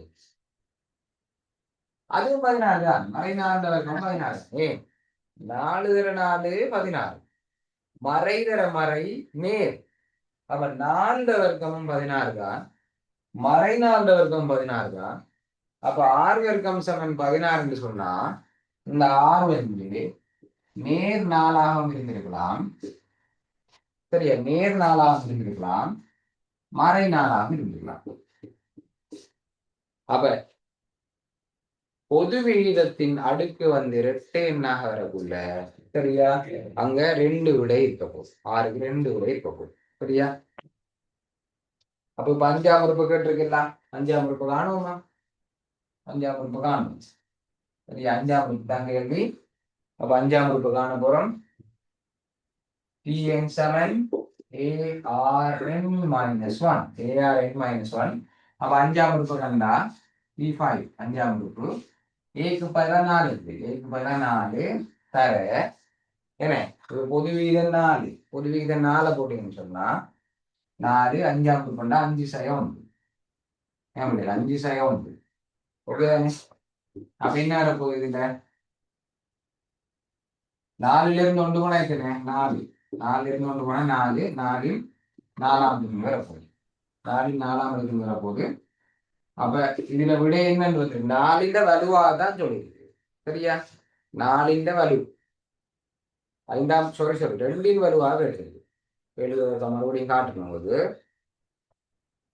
சரியா பிள்ளை? நீ பாருங்க, பெருக்கல் விருத்தியின் 5ஆம் உறுப்பை 2ன் வலுவாக தருகிறது. 2ன் வலுவாக தருகிறேன்னு சொல்லியிருக்கு. சரியா? அப்ப 2ன் வலுவாக வர மாத்தோம். ஒரு 2ன் வலுவாக மாத்தோம்னு சொன்னா இவரை 4 நாங்க 2 வர்க்கம் எழுதலாம். 4 நாங்க 2 வர்க்கம் எழுதலாம். சரியா? அதே மாதிரி இந்த 4ஐயும் நாங்க 2 வர்க்கம் எழுதலாம். இந்த 4ஐயும் நாங்க 2 வர்க்கம் எழுதலாம். ஆனா ஏற்கனவே ஒரு 4ஆம் அடுக்கு இருக்கு. ஏற்கனவே ஒரு 4ஆம் அடுக்கு இருக்கு. என்ன பிள்ளை? 4 நாங்க 2 வர்க்கம் எழுதலாம். 2 வர்க்கம் 4 தானே, இந்த மேல 4 இருக்கு. அப்ப வலுவின் வலு அடுக்குட அடுக்கு என்ன செய்யும்? 2 ஒன்றோட ஒன்று 2 பெருக்குப்படும். அடுக்கின் அடுக்கு பெருக்குப்படும். அப்ப ஈர்னாங்க 8. என்ன விடை? ஈர்னாங்க 8. ஓகே, இப்ப சுட்டி விதிகள் படிச்சிருப்பீங்க. சுட்டி விதிகள் அடிகள் சமனாயின் என்ன, அடிகள் சமனாயின் பெருக்குப்படும் போது அடுக்குகள் ரெண்டும் என்ன செய்யும்? அடுக்குப்படும். அடுக்குகள் ரெண்டும் கூட்டுப்படும். ஆகவே 2 மட்டும் 12 வரும். 2 மட்டும் 12 வரும். ஓகேவா? இது -4 போட்டாலும் அதே விட தான் வரும். -4 சொன்னாலும் அதே விட தான் வரும். சரி, இப்ப -4 போட்டீங்கன்னு சொன்னாலும் -4 4ஆம் அடுக்கு, -4 4ஆம் அடுக்கு இருந்தாலே +4 போடலாம். ஏனென்றா 4 தரம் ரெட்டை என்ன, ரெட்டையின் அடுக்கா இருந்தா, மறைக்கு ரெட்டையின் அடுக்கா இருந்தா நேரா தான் மாறும். சரியா? அப்ப விடைகள்ல மாற்றம் இல்லை. ஆகவே ஒரே ஒரு விடை தான் வரப்போகுது. 2ன் 10ஆம் அடுக்கு தான் விடை. ஓகேவா? அடுத்த கேள்விக்கு போமா? அடுத்த கேள்விக்கு போகும் பாருங்க பிள்ளையே. ஒருங்கமை சமன்பாடுகள் 2 தரப்பட்டிருக்கு, 2 சமன்பாடுகள் தரப்பட்டிருக்கு. இந்த 2 சமன்பாடை தீர்க்காமல் என்று சொன்னா என்ன அர்த்தம் என்று சொன்னா, எக்ஸிர பெருமானத்தையும் வைர பெருமானத்தையும் தனித்தனியா காணாம, ஞாபகம் இருக்கா? ஒருங்கமை சமன்பாடு படிச்சு முடிச்சிட்டோம். 2020 இருந்து 2025 வரைக்கும் 6 பாசிட்டிவ் வேண்டியும் ஆல்ரெடி செய்து முடிச்சிட்டோம். அப்ப உங்களுக்கு தெரியும் சமன்பாடு 1 சமன்பாடு 2 எல்லாம் போட்டு கணக்கு விளையாட்டு காட்டி அதுல விடையை கண்டுபிடிச்சிருப்போம். கணக்கு விளையாட்டு காட்டி தான் அதுல விடையை கண்டுபிடிச்சிருப்போம். ஆனா இங்க அவங்க சொல்றாங்க தீர்க்க கூடாது, நேரடியா காணணும். நேரடி எக்ஸை மதியையும் காணாம நேரடியா காணுது. அடிக்கடி வார வேண்டிதானே, அடிக்கடி வார வேண்டி எக்ஸ்ல இருந்து வைய கழிச்சா என்ன பெருமானம் என்று கேட்டுருக்காங்க. அப்படி ஒரே ஒரு மெதட் தான் இருக்கு. 1 2ஐயும் கூட்டி பாருங்க, இல்லாட்டி 1ல இருந்து 1 கழிச்சு பாருங்க. சரியா? 2ஐயும் கூட்டி பாருங்க அப்ப, அல்லது கழிச்சு பாருங்க. கழிச்சு பார்த்தா எக்ஸ் மிக்ஸும் கடிபட்டு போயிடும், இல்லாம போயிடும். என்ன? கழிச்சு பார்த்தா எக்ஸ் மிக்ஸும் இல்லாம போயிடும். சாரி, எக்ஸா ஓகே ஓகே, சரியா தானே எழுதிக்கிறோம். இது பிள்ளையாடுனா அதுன்னு சொல்லுங்க. ஏன்னா அப்ப கழிச்சு பார்த்தா எக்ஸ் மிக்ஸும் இல்லாம போயிடும். எங்களுக்கு எக்ஸ்ஐ தான் எக்ஸ்ஐ யார் இப்படி கிட்ட தீர்க்காமல் காண்கன்னு சொல்லி கேட்டா 2ஐயும் ரஃப் பேப்பர்ல கூட்டி பாருங்க, ரஃப் பேப்பர்ல கழிச்சு பாருங்க, ஏதாவது செட் ஆகும். அப்ப நம்ம கூட்டி பார்ப்போம், 2 சமன்பாடையும் கூட்டி பார்ப்போம். சரியா? எக்ஸ் நேர் எக்ஸ், இது நேர் எக்ஸ், நேர் எக்ஸ் நேர் எக்ஸ் ஒரே குறியண்டா கூட்டு போடும், அதே குறியும் போடணும். அவை 2 எக்ஸ் இது மறை 5y, இது நேர் 3y. வேற வேற குறியன்னு சொன்னா கழிபடும் பெரிய நம்பர் குறிய விடைக்கு போடணும். அப்ப விடை என்ன திருமாவும்? விடை என்ன? 2. மறை 2y. பெரிய வேற வேற குறியன்னு சொன்னா நேரும் மறை வேற வேற குறியன்னா கழிபடும். அப்ப 5ல இருந்து 3 போனா 2. ஆனா பெரிய நம்பரா 3 5 5 தானே பெரிய நம்பர். அப்ப அவர குறிய போடணும். இப்ப கூட்டுறமே என்ன? 2ஐயும் கூட்டினா 16. விட வந்துட்டா? விட வரல, விட வராது. கூட்டினா கழிச்சாலும் விட வராது. சரியா? விடையிற மடங்குல தான் விட வரும். தீர்க்காமல் காண்கன்னு சொல்லி தார கேள்வியில கூட்டினாலோ கழிச்சாலோ நேரடியா விட வராது, அதுல மடங்குல இருக்கும். இங்க எக்ஸ்ஐவை தான் எனக்கு வேணும். ஆனா இங்க 2x 2y இருக்கு. அப்ப எக்ஸ்ஐவை எப்படி மாத்தலாம்? 2க்குள்ள இருந்து என்னத்தை பொது எடுக்கலாம்? 2க்குள்ள இருந்து என்னத்தை பொது எடுக்கலாம்? 2 பொது எடுக்கலாம். இங்கேயும் 2 இருக்கு, இங்கேயும் 2 இருக்காரு. 2 பொது எடுத்து விடுவோம். 2 தர எக்ஸ் இருந்து 2 பொது எடுத்தா எக்ஸ், 2 தர y 2 பொது எடுத்தா y. 16 எக்ஸ்ஐ வந்துச்சு. ஆனா இப்பவும் 2 பெருக்கிட்டு இருக்காரு தானே. அப்ப அங்கால கொண்டு போனா பிரிபடும், அல்லது 2 பக்கம் 2ஆல பிரிச்சு விடுவோம். 2ம் 2ம் மட்டுப்பட்டு எக்ஸ்ஐவை மிச்சமா இருப்பார். அங்கால 16 2ஆல பிரிச்சால் 8. விஷயம் முடிச்சு. ஓகே தானே? அப்ப தீர்க்காமல் காண்கன்னு சொல்லி கேள்வி வந்தா சமன்பாடு 1 சமன்பாடு 2 2ஐயும் கூட்டி 2ஐயும் கழிச்சு அப்படி எல்லாம் மீனக்கட்டு இன்னொரு சமன்பாடுகளை உருவாக்காம 2ஐயும் கூட்டி கொடுப்போம், மடங்குல வந்துட்டு அப்புறம் 2 பொது எடுத்தா விஷயம் முடிச்சு. ஓகே தானே? எக்ஸாம்ல செய்தீங்களா? வழக்கமான பிள்ளைகள் கவனத்திற்கு செய்தீங்களா? எக்ஸாம் ரிட்டன் வந்ததா? சரி, வராட்டி காலப்படாங்க. அடுத்த முறை ஃபைனல் எக்ஸாம் 3ஆம் நாள் தான் செய்ய போறீங்க. 3ஆம் நாள் இல்லை, டிசம்பர் மாதம் 135 நாள் இருக்கா? இன்னைக்கு 18ஆம் தேதி 12. ஓகே, கிட்டத்தட்ட 135. டிசம்பர் 1க்கு 135 நாள் கிட்ட இருக்கு. கிட்ட வந்துட்டா படிங்க, படிக்கிற நேரத்தை கூட்டுங்க. சரியா? டிக்டாக், ஃபேஸ்புக், இன்ஸ்டாகிராம், யூடியூப்ல ரீல்ஸ் பார்த்து டான்ஸ் ஆடுறது அதெல்லாம் பிறகு ஓஎல் எக்ஸாம் முடிச்சுட்டு வந்து டான்ஸ் ஆடுங்க. ஏஎல் எக்ஸாம் முடிச்சுட்டு. சரியா? இப்ப இதை பார்ப்போம்.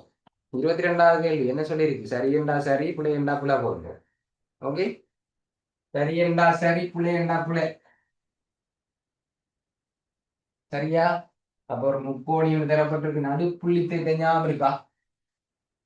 நடுப்புள்ளி தேட்டம் நடுப்புள்ளி தேட்டம் ஞாபகம் இருக்கா? நடுப்புள்ளி தேட்டம் என்ன சொல்லி? நடுப்புள்ளி தேட்டத்துல மறுதலை என்று சொல்லி. நடுப்புள்ளி தேட்டம் என்று சொல்றது மறுதலை என்று சொல்லி.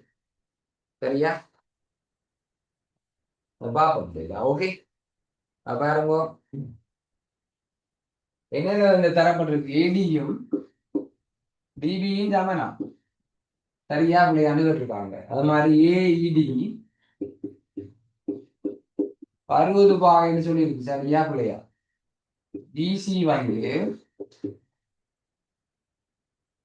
டிசி வந்து 2 மடங்கு டி. சரியா பிள்ளையா? என்று கேட்கப்பட்டிருக்கு. மீனா சரியா? அப்ப பிள்ளை இங்க பாருங்க, ஒரு நடுப்புள்ளி தான் எரியுது. இவர் நடுப்புள்ளியா இல்லையா தெரியாது. ஒரு நடுப்புள்ளி, ரெண்டுமே நடுப்புள்ளியா இருந்தா நடுப்புள்ளி தேற்றம். ரெண்டுமே நடுப்புள்ளிகள் என்று முன்கூட்டியே சொல்லிட்டாங்கன்னா அது நடுப்புள்ளி தேற்றம். ஒரு நடுப்புள்ளி ஒரு சமாந்தர கோடுன்னா தேற்றத்திட்ட மறுதலை. சரியா? ஒரு தடவை குயிக்கா ஞாபகம். நடுப்புள்ளி தேற்றம் என்ன சொன்னா, ஒரு முக்கோணத்தின் 2 நடுப்புள்ளிகளையும் சரியா 2 நடுப்புள்ளிகள் இது சமன் இது சமன் தானே. 2 நடுப்புள்ளிகள் இணைக்கும் கோடு மூன்றாம் பக்கத்துக்கு சமாந்தரமாகவும் மூன்றாம் பக்கத்தின் அரை மடங்காகவும் இருக்கும். உதாரணத்துக்கு இவர் 2x இருந்தா இவரோட இருப்பார் அரை மடங்குன்னா x ஆக இருப்பார். ஏன்னா இது நடுப்புள்ளி தேற்றம். மறுதலை என்ன சொல்றது? மறுதலை ஒரு நடுப்புள்ளியில இருந்து ஒரு முக்கோணத்தின் ஒரு ஏதாவது ஒரு பக்கத்தின் நடுப்புள்ளியில இருந்து ஒரு பக்கத்தின் நடுப்புள்ளியிலிருந்து இன்னொரு பக்கத்துக்கு சமாந்தரமா வரையப்படும் கோடு. ஏதாவது ஒரு பக்கத்தின் நடுப்புள்ளியில இருந்து ஒரு நடுப்புள்ளியில் எப்படி கண்டுபிடிச்சோம்? இந்த 99 சமன்னு தந்திருக்கு. ஒரு நடுப்புள்ளியில இருந்து இன்னொரு பக்கத்துக்கு சமாந்தரமா வரையப்படும் கோடினால் மூன்றாம் பக்கம் இரு சமக்கூடப்படும் நடுப்புள்ளி திட்டத்தின் மறுதலை ஏடி சமன் டிபி. சரியா பிள்ளையா? என்ன சரியா பிள்ளையா? என்ன நித்திரையா? எல்லாரும் விடிஞ்சிட்டு இப்போ ஆல்ரெடி எழும்புங்க. நித்திரையா? சொல்லுங்க. நடுப்புள்ளி திட்டத்தின் மறுதலை படி ஏடியும் டிபியும் சரியா பிள்ளையா? சமன். ரெண்டும் சமனா? லனுஷ் முதலாவது சரியா பிள்ளையா? லனு சரி சார். சரி. என்ன அது மெதுவா சரி ரெண்டு வருது டவுட்ல. நீ பாருங்க, ஒரு பக்கத்துல நடுப்புள்ளியில இருந்து இன்னொரு பக்கத்துக்கு 3 பக்கம் இருக்கு இல்லையா? 3 பக்கம் இருக்கு மொத்தம். ஒரு பக்கத்தின் நடுப்புள்ளியில இருந்து இன்னொரு பக்கத்துக்கு சமாந்தரமா வரையப்படும் போது மூன்றாம் பக்கத்தை 2ஆ பிரிக்கும். இங்க பாருங்க, இதுல இவரை பத்தி சொல்ல இல்லை. இது நடுப்புள்ளி. இது மிகவும் சமன். நடுப்புள்ளியில இருந்து இன்னொரு பக்கத்துக்கு சமாந்தரமா வரையப்படும் கோடு. அந்த கோடு வந்து மூன்றாம் பக்கத்தை இது சமன் 2ஆ பிரிக்கணும்டா. இந்த 2 சமன். ஆகவே முதலாவது சரி. அடுத்தது பாருங்க. அடுத்தது இங்க கீழே வருவோமா? கீழே இதை முடிப்போம். பிசி சமன் 2D. பிசி சமன் சரியா இதை போல 2 மடங்கா. உதாரணத்துக்கு இவர் எக்ஸா இருந்தா இவர் 2 எக்ஸாம் ரெண்டாவது சொல்றான். சரியா? பிசி வந்து டிஇ போல 2 மடங்கா. அது சரி. என்ன ஓகே ஓகே கவினா சரி. என்னோட சரி. நடுப்புள்ளி தேற்றம் என்ன சொல்லுது? 2 நடுப்புள்ளிகளை இணைக்கும் கோடு. இப்ப இது நடுப்புள்ளிகளை கண்டுபிடிச்சிட்டோம். இப்ப தேற்றம் 2 நடுப்புள்ளிகளை இணைக்கும் கோடு மூன்றாம் பக்கத்தின் அரைவாசியா மூன்றாம் பக்கத்துக்கு சமாந்திரமாக இருக்கும். அப்போ இதுல அரைவாசி தான் இது. அப்ப இதுல அரைவாசி இதன்னா இதுல 2 மடங்கு இது. இப்ப வட்டத்தின் கோணங்கள்ல சொன்ன நான் மைய கோணம் தான் டபுளா இருக்கு. ஓகே சைவா வெரி குட். அப்ப கடைசி வந்து சரி. என்ன ஓகே, நீங்க மெசேஜ்ல போடுறது விடைகள் சரி பிள்ளைகள். Okay very good thank you. 2வது 3வது சரி. சரியா? 3வது சரி. 3வது சரி. இவரை பார்ப்போம். இவர் முக்கோணத்தின் அகக்கோண கூட்டுத்தொகை ஏஇடி எங்க இருக்கு? ஏஇடி இந்தா இருக்கு. ஏஇடி இந்தா இருக்கு. சரியா? ஓகே. அப்ப அவரை நம்ம காணணும். இதுல வேற எது கோணம் தந்திருக்கா? ஓ தந்திருக்கேன். அதானே பார்க்கிறேன். 62 இந்த 62 இது 62 பிள்ளை, இது 62, இது 68. அப்ப ரெண்டையும் கூட்டினா எத்தனை? 130. 130. அப்ப மிச்சமா இருக்கிற வேற எவ்வளவு? 60.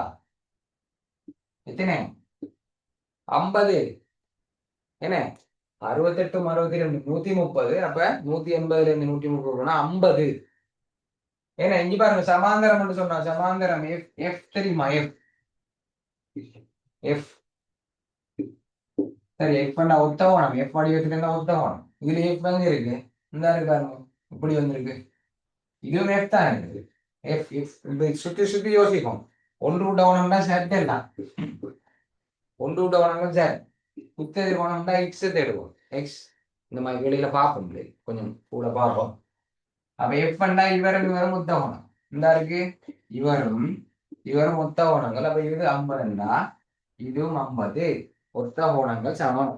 ஆகவே ஏஇ 60 பாருங்க. பிள்ளை பச்சை பிள்ளைன்னு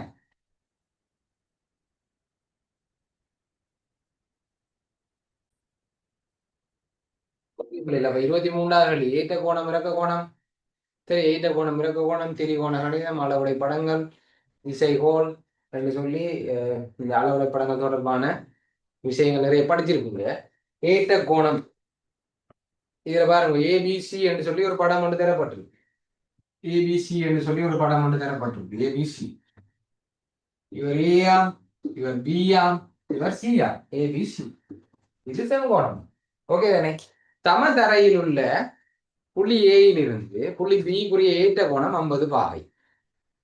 அப்புறம் பியிலிருந்து ஏயின் இறக்க கோணம், ஏயிலிருந்து பியின் ஏற்ற கோணம் என்பவற்றை தரப்பட்ட உருவில் குறித்து காட்டுக. ஏயிலிருந்து பியில ஏற்ற கோணம் 50ன்னு சொல்லியிருக்கு. அங்கால பியிலிருந்து ஏயின் இறக்க கோணத்தை காணுங்க. அதாவது படத்துல குறிக்கோணம் ரெண்டும் குறிக்கோணம். 2 குறிக்கிறதுக்கு 2 மாசம். அப்ப ஏற்ற கோணம் இறக்க கோணம் இது பாருங்க, 9ஆம் ஆண்டுல திசைகோள்னு சொல்லி ஒன்று படிச்சிருப்பீங்க. திசைகோள்னு சொன்னா வடக்குல இருந்து வலஞ்சுழியாக, வடக்கிலிருந்து வலஞ்சுழியாக அளக்கப்படுற கோணங்களை நாங்க திசைகோள்னு சொல்லுவோம். வடக்கிலிருந்து தான் அளக்கோணம். வலஞ்சுழின்னு சொன்னா மணிக்கூடு முள்ள எப்படி போகுமோ வலஞ்சுழியா அளக்கும். வடக்குல இருந்து வலஞ்சுழியா அளக்கிறது திசைகோணம். தரம் 9ல படிச்சிருக்கீங்க.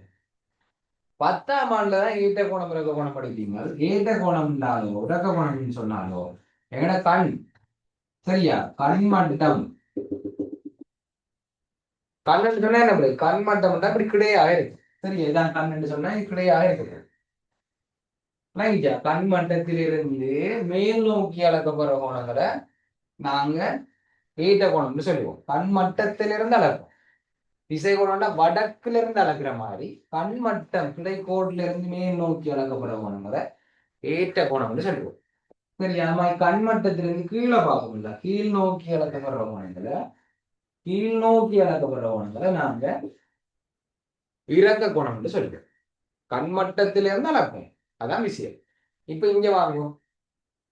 ஏல இருந்து பி ஒருத்தர் பாக்குறாரு. ஏல ஏல தான் கண் இருக்கும். கண்மட்டம் இதான் கண்மட்டம். கண்மட்டம் இங்க இருக்கு. அப்ப கண்மட்டத்துக்கு ஏற்ற கோணம் இருக்கு. ஏற்ற கோணம் 50 பாகையா. குறிச்சாச்சு, ஒரு மாசம் வந்துச்சு. இனி பியில இருந்து இது ஒரு கட்டிடம் வச்சுக்கணும். இது ஒரு கட்டிடத்துல பியில இருந்து ஏ பாக்குறாரு. பியில இருந்து ஏ பாக்குறாரு. இது பி. என்ன புரியல? பி என்று சொன்னா இங்கே கண் இருக்க போகுது. கண்ணெல்லாம் திரி கொண்டு இருக்க கூடாது. அதுக்கெல்லாம் மார்க்ஸ் தர மாட்டாங்க. உங்களுக்கு விடங்கிறதுக்காண்டி சொல்லுங்க. கண் மட்டும் இப்படி இருக்க போகுது. சரியா? அப்ப கண்மட்டம் இப்படி இருக்க போகுது. கண்மட்டத்திலிருந்து கீழ் நோக்கி இறக்க போகுது. இவ்வளவு தரலையே இல்லை. இந்த கோணம் தரலையே. இது 50 சொன்னோம். இந்த கோணம் தரலையே. அப்ப என்னது? இந்த கோணம் தரலையே. என்ன குறிக்கிறது? ஹெல்ப் பண்ணுங்க எனக்கு. தரலே இல்லை. ஒருவேளை கேள்வியில தந்திருக்கோம். என்னவா இருக்கு? 50. சமாந்தரம். இப்பதான் எனக்கு கொஞ்சம் சொன்னேன். செட் வடிவம் இருக்கா? செட்ன்னு சொன்னா என்ன? செட்னா இந்த 2 கூறுகளை இருக்கிற சமங்கள் சமன். கோணங்கள் சமன். ஒன்று விட்ட கோணங்கள் ஒன்று விட்ட கோணம் இது 50 இவரும் 50. அவ ஈட்ட கோணத்துக்கு வருமா சிறப்பு கோணத்துக்கு வருமா சாரி இது கொண்டு அவை 2 மார்க் இப்படித்தான் வரும். அடுத்த கேள்வி போ. அடுத்த கேள்வி பாருங்க. இன்னும் 2 கேள்வி தான் இருக்கு. 24வது கேள்வி. 24வது கேள்வி வட்டத்தின் கோணங்கள் மறுபடியும் வட்டத்தின் கோணங்கள் மட்டும் இல்ல சமபக்க முக்கோணிகள் இரு சமபக்க முக்கோணி 2 முக்கோணத்துல 2 பக்கம் சமனா இருந்தா அதுக்கு இதுல 2 கோணங்கள் சமனம். ஏன்னா ஒரு முக்கோணத்துல 2 பக்கங்கள் சமனாக இருந்தா அது மாதிரி அரைவட்ட கோணம் செங்கோணம் வட்டத்தின் கோணங்கள் அரைவட்ட கோணம் செங்கோணம் என்று சொல்லி எல்லாத்தையும் பாவிக்கணும். எல்லாத்தையும் பாவி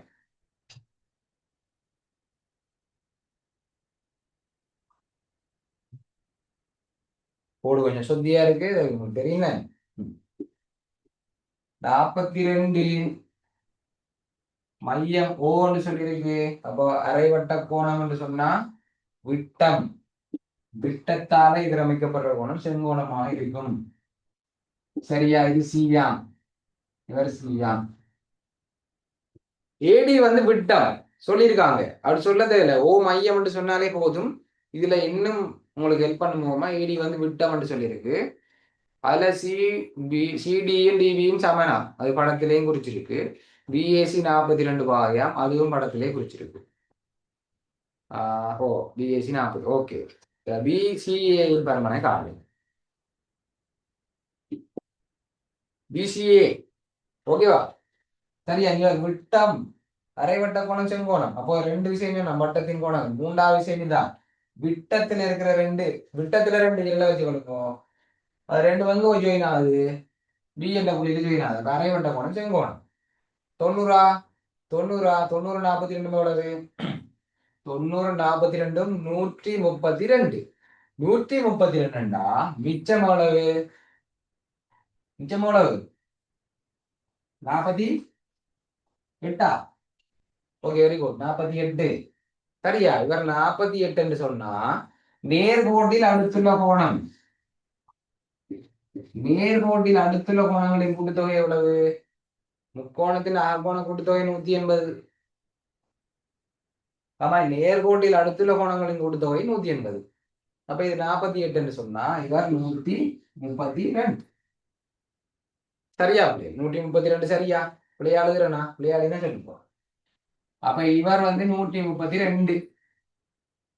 இன்னொரு தேட்டம் படிச்சிருக்கோம். சமபக்க முக்கோணம் இரு சமபக்க முக்கோணில 2 முக்கோணங்கள் ஒரு முக்கோணத்துல 2 பக்கங்கள் சமனாயும் அந்த சமமான பக்கத்துக்கு எதிரில் இருக்கிற 2 கோணங்களும் சமனா இருக்கும். சரியா? ஏன் இதை சொல்றேன்னு இப்ப தேவையில்லாம இந்த இருக்கு. இவரும் சமனா ஒரு கோடு போட்டிருக்கல சும்மா தந்திருக்காங்க தரவு. இந்த முக்கோணத்தை தனியா கிரிக்காண்டியா 132 உச்சியில இருக்கு. இவரும் சமனா. எங்களுக்கு இவர் தான் கேள்வி. அப்ப எங்களுக்கு தெரியும் ஒன்று எக்ஸ் சொன்னா மற்றது எக்ஸா இருக்குமே. ரெண்டும் சமன். என்ன பண்ணி இந்த குணத்தை நாங்க எக்ஸ் எடுத்தோம்னா இந்த குணம் எக்ஸ் ரெண்டும் சமன். அப்ப பாருங்க முக்கோணத்துல அகக்கோண கூட்டுத்தொகையை போட்டு விடலாம்.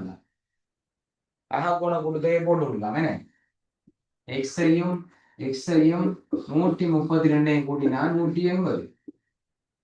அப்ப 2 எக்ஸோட 132 கூட்டினா 180. 132 கூட்டுப்படுது. ஆகவே 132 அங்கே கழிப்படும். ஆகவே 2 எக்ஸ் சமன் 180 இருந்து 132 போனால் 2 எக்ஸ் சமன் எத்தனை? 48. 2 எக்ஸ் சமன் 48.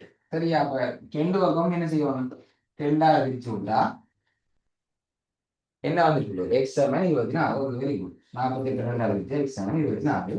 எக்ஸ் போடக்கூடாது. என்ன எக்ஸ் போடக்கூடாது. கேட்ட கேள்வி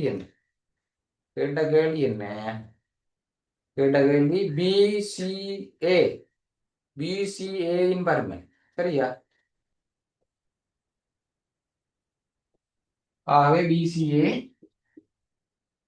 சமன் 24 பாகை. ஆகவே பிசிஏ சமன் 24 பாகை. ஓகேவா? முடிஞ்சுதா? கடைசி கேள்வியோட முடிச்சு விடுவோமா? இவ்வளவு நேரம் பொறுமையா பார்த்து கொண்டிருக்க உங்களை பொறுமையா பாராட்டுறேன். சரியா? ஓகே பிள்ளை, ஓகே. Thank you so much. அடுத்த கேள்வி பாருங்க. கடைசி கேள்விய பிள்ளைகள், கடைசி கேள்விய போன முறை 2025 நடந்த செகண்ட் பேப்பர் கிட்டடியில விளங்கப்படுத்தினா அதுல இந்த அமைப்புகள் தொடர்பா, அடிப்படை அமைப்புகள் தொடர்பா 4 கேள்வியை விளங்கப்படுத்தி இருக்கிறேன். ஒரு கன நேரம் எடுத்து விளங்கப்படுத்தினான். சரியா? அப்ப ஒவ்வொரு கிளாஸும் அப்படி இந்த 4 அடிப்படை அமைப்புகளையும் எப்படி ஈஸியா கண்டுபிடிக்கிறது, எதற்கு நான் அதிக நேரம் எடுத்து விளங்கப்படுத்தியிருந்தேன்னா, அப்ப இன்றைக்கும் அதே மாதிரி விளங்கப்படுத்த முடியாது. அப்ப அந்த வகுப்புக்கு வராத பிள்ளைகள் நான் அந்த வகுப்பு வரவில்லை சார். என்ன? அப்ப அதை நான் பார்க்கவும் இல்லை. ரெக்கார்டிங் நீங்க அனுப்பின ரெக்கார்டிங் நான் பார்க்கவும் இல்லை. எனக்கு நேரம் இல்லை, நான் கடும் பிஸியானா என்றதை தெரிவிச்சிங்கன்னு சொன்னா நான் அதை உங்களுக்கு திருப்பி அனுப்பி வைப்பேன். அதை நீங்க வடிவ பாருங்க பிள்ளைகள். அதெல்லாம் நான் கொஞ்சம் டீப்பா சொல்லியிருக்கிறேன். இதுல மேலோட்டமா சொல்றேன். இந்த விடையை முடிப்போம். என்ன கன நேரமா வெயிட் பண்ணியிருக்கீங்க. நீங்களும் பாவம் தானே. மற்ற இதுக்கு போகணும், கிளாஸுக்கு போகணும். நீ அடுத்த கிளாஸ் இப்போ தொடங்கினா உங்களுக்கு இரவு இத்தனைக்கு வரைக்கும் கிளாஸ் தான் உங்களுக்கு தொடர்ந்து. என்ன? சரியா? வீட்டை நேரம் ஒதுக்கி படிக்கணும் இல்லையே. நானே சொல்றேன், ஒரு டியூஷன் எடுக்கிறேன், நானே சொல்றேன். சரியா? அதான் உண்மை. சுயமாக படிப்போம். சுயமாக படிக்கிறதுக்கு அதிக அளவு நேரம் ஒதுக்கணும். சரியா? அதுதான் வெற்றியிட ரகசியம். கிளாஸ் கிளாஸ் கிளாஸ் இப்ப நான் சொல்ல சொல்ல எல்லாமே விளங்கும். நீங்களா ஒரு தடவை எழுதி பார்க்கக்குள்ளதான் ஸ்ட்ரக் ஆகும். சரியா? அப்ப எங்களாத்துக்கு கிளாஸ் போடுறது முக்கியமோ அதை விட முக்கியம் வீட்டுல சுயமாக படிக்கணும். சரியா? அப்ப அதுக்கு அதிக அளவு நேரத்தை ஒதுக்குங்க. ஓகே தானே? அப்ப இந்த கேள்வியை பார்ப்போமா? இந்த கேள்வியை பாருங்க. 2 பக்கம். சரியா? அப்ப பாருங்க, பார்த்தோன்னே உங்களுக்கு என்ன ஞாபகம் வருது? நான் சொல்லி தந்தேனா இல்ல? 2 பக்கங்களிலிருந்து சம தூரத்தில் என்று சொன்னா அது என்ன உங்களுக்கு? 2 பக்கங்களிலிருந்து சம தூரத்தில் என்று சொன்னா என்ன உங்களுக்கு ஞாபகம் வருது? என்ன டிலக்ஷனா? ஞாபகம் இல்லையா? 2 பக்கங்களிலிருந்து சம தூரத்தில். சரியா? அதுக்கு பிறகு B, C ஆகிய புள்ளிகளில் இருந்தும் சமதூரத்தில். 2 புள்ளிகளில் இருந்து சமதூரத்தில் என்று சொன்னா என்ன ஒழுக்கு வரும்? 2 பக்கங்களில் இருந்து சமதூரத்தில் என்றா என்ன ஒழுக்கு வரும்? ரெண்டும் 2 பக்கங்களில் இருந்தும் 2 புள்ளிகளில் இருந்தும் சமதூரத்தில் உள்ள புள்ளியின் ஒழுக்கு புள்ளிய O என பெயர் எடுத்தான். சரியா? ஓகே பிள்ளைகள். அப்ப 2 பக்கம் ஏபியில இருந்தும் ஏசியில இருந்தும். சரியா? 2 பக்கங்கள் ஒன்றே ஒன்று இடைவெற்ற 2 நேர்கோடுகளில் இருந்து சமதூரத்தில் அசையும் புள்ளியின் ஒடுக்கை வரைன்னு சொன்னா கோண இருசம ஒரு அதிகம். சரியா? 2 பக்கம் கேள்வியை வச்சே கண்டுபிடிச்சிருந்தான். ஏபிபிசின்றது 2 பக்கத்தை பத்தி கேட்கிறாங்க. அப்ப 2 பக்கத்துல இருந்து சமதூரத்தில் அசையும் புள்ளியின் ஒடுக்கண்டா கோண இருசம. அப்ப இந்த புள்ளியில வட்டவாரி கூற வச்சு ஒரு வில்லொண்ட கீறுவீங்க முதல்ல. ஏன்னா வில்லொண்ட வெட்டுவீங்க. இந்த புள்ளியும் பாவிச்சு இங்கிருந்து ஒரு வில், இங்கிருந்து ஒரு வில் கீறினீங்கன்னா இந்த ரெண்டும் சமனான கோணங்களா இருக்கும். அந்த வேலையை வைக்கவே இல்லை. பாவம் நீங்க அந்த வேலையை இங்க வைக்கவே இல்லை. ஆல்ரெடி இந்த ரெண்டும் சமன். அப்ப கோண இது சமுராக்கி கீறி இருக்கு. கோண இது சமுராக்கி கீறி இருக்கு. அடுத்தது என்ன சொல்றாங்க? B, C. B, C 2 புள்ளிகள். B, C, BC இந்த ரெண்டுக்கும் வித்தியாசம் இருக்கு. B, C என்றா 2 புள்ளிகள். BC என்றா ஒரு கோடு. ஒரு கோட்டிலிருந்து மாறா தூரம் சமாந்தரங்கிறோம். ஒரு கோட்டிலிருந்து மாறா தூரம் சமாந்தரங்கிறோம். ஒரு புள்ளியிலிருந்து மாறா தூரம் வட்டங்கிறோம். ஒரு கோட்டிலிருந்து மாறா தூரம் சமாந்தரங்கிறோம். 2 புள்ளியிலிருந்து சம தூரம் செங்குத்தீர் சமராக்கிக்கிறோம். அப்ப செங்குத்தீர் சமராக்கி எப்படி இருவோம்? பியில இருந்து பிக்கும் சிக்கும் எப்படி செங்குத்தீர் சமராக்கிறோம்? பியில வட்டாரி கூற வச்சு மேல ஒரு வில் கீழே ஒரு வில்ல கேருவோம். என்ன பிள்ளை? இப்படி கூறும் விளங்குதா? இங்க இருக்கு மட்டாரி கூறு, இங்க பெஞ்சிட்டு இருக்கும். அப்ப இங்க ஒரு வெட்டு, அப்படியே கீழே ஒரு வெட்டு. நம்ம திரும்ப சீல வட்டாரி கூற வச்சு என்னது கவராயம். என்ன வட்டவாரி? எங்களோட வட்டவாரி கவராயம். அப்போ கவராயத்துல கூரை இதுல வச்சு மாத்தக்கூடாது. அமர்த்தி டைப் பண்ணி வச்சிருக்கோம் வட்டவாரி. என்ன சரியா? அதே அளவுல வச்சு வெட்டு, மேல ஒரு வெட்டு, கீழே ஒரு வெட்டு. ரெண்டையும் இணைச்சி விட்டா இவர்தான் செங்குத்து இருசம உராது. செங்குத்து இருசம உராது. அப்ப இந்த ரெண்டு ஒழுக்குகளும் சந்திக்கிற புள்ளி ஓ. ரெண்டு ஒழுக்குகளும் சந்திக்கிற புள்ளி ஓ. அப்ப இதுல பாருங்க இந்த அடையாளம் இருக்கும். அப்புறம் அதை அழிச்சு விடுறது கீறி போட்டு இந்த அடையாளம் இருக்கும். ஓகே தானே? நிறைய பிள்ளை இல்லை. 25 கேள்வியிலையும் வெற்றிகரமா முடிச்சிட்டோம். இப்ப இதுல சந்தேகங்கள் இருந்தா தாராளமா கேளுங்க பார்ப்போம். அடுத்த வகுப்புல தொடர்ச்சியா மற்ற பேப்பரை பார்ப்போம். சந்தேகங்கள் இருந்தா கேட்கலாம்.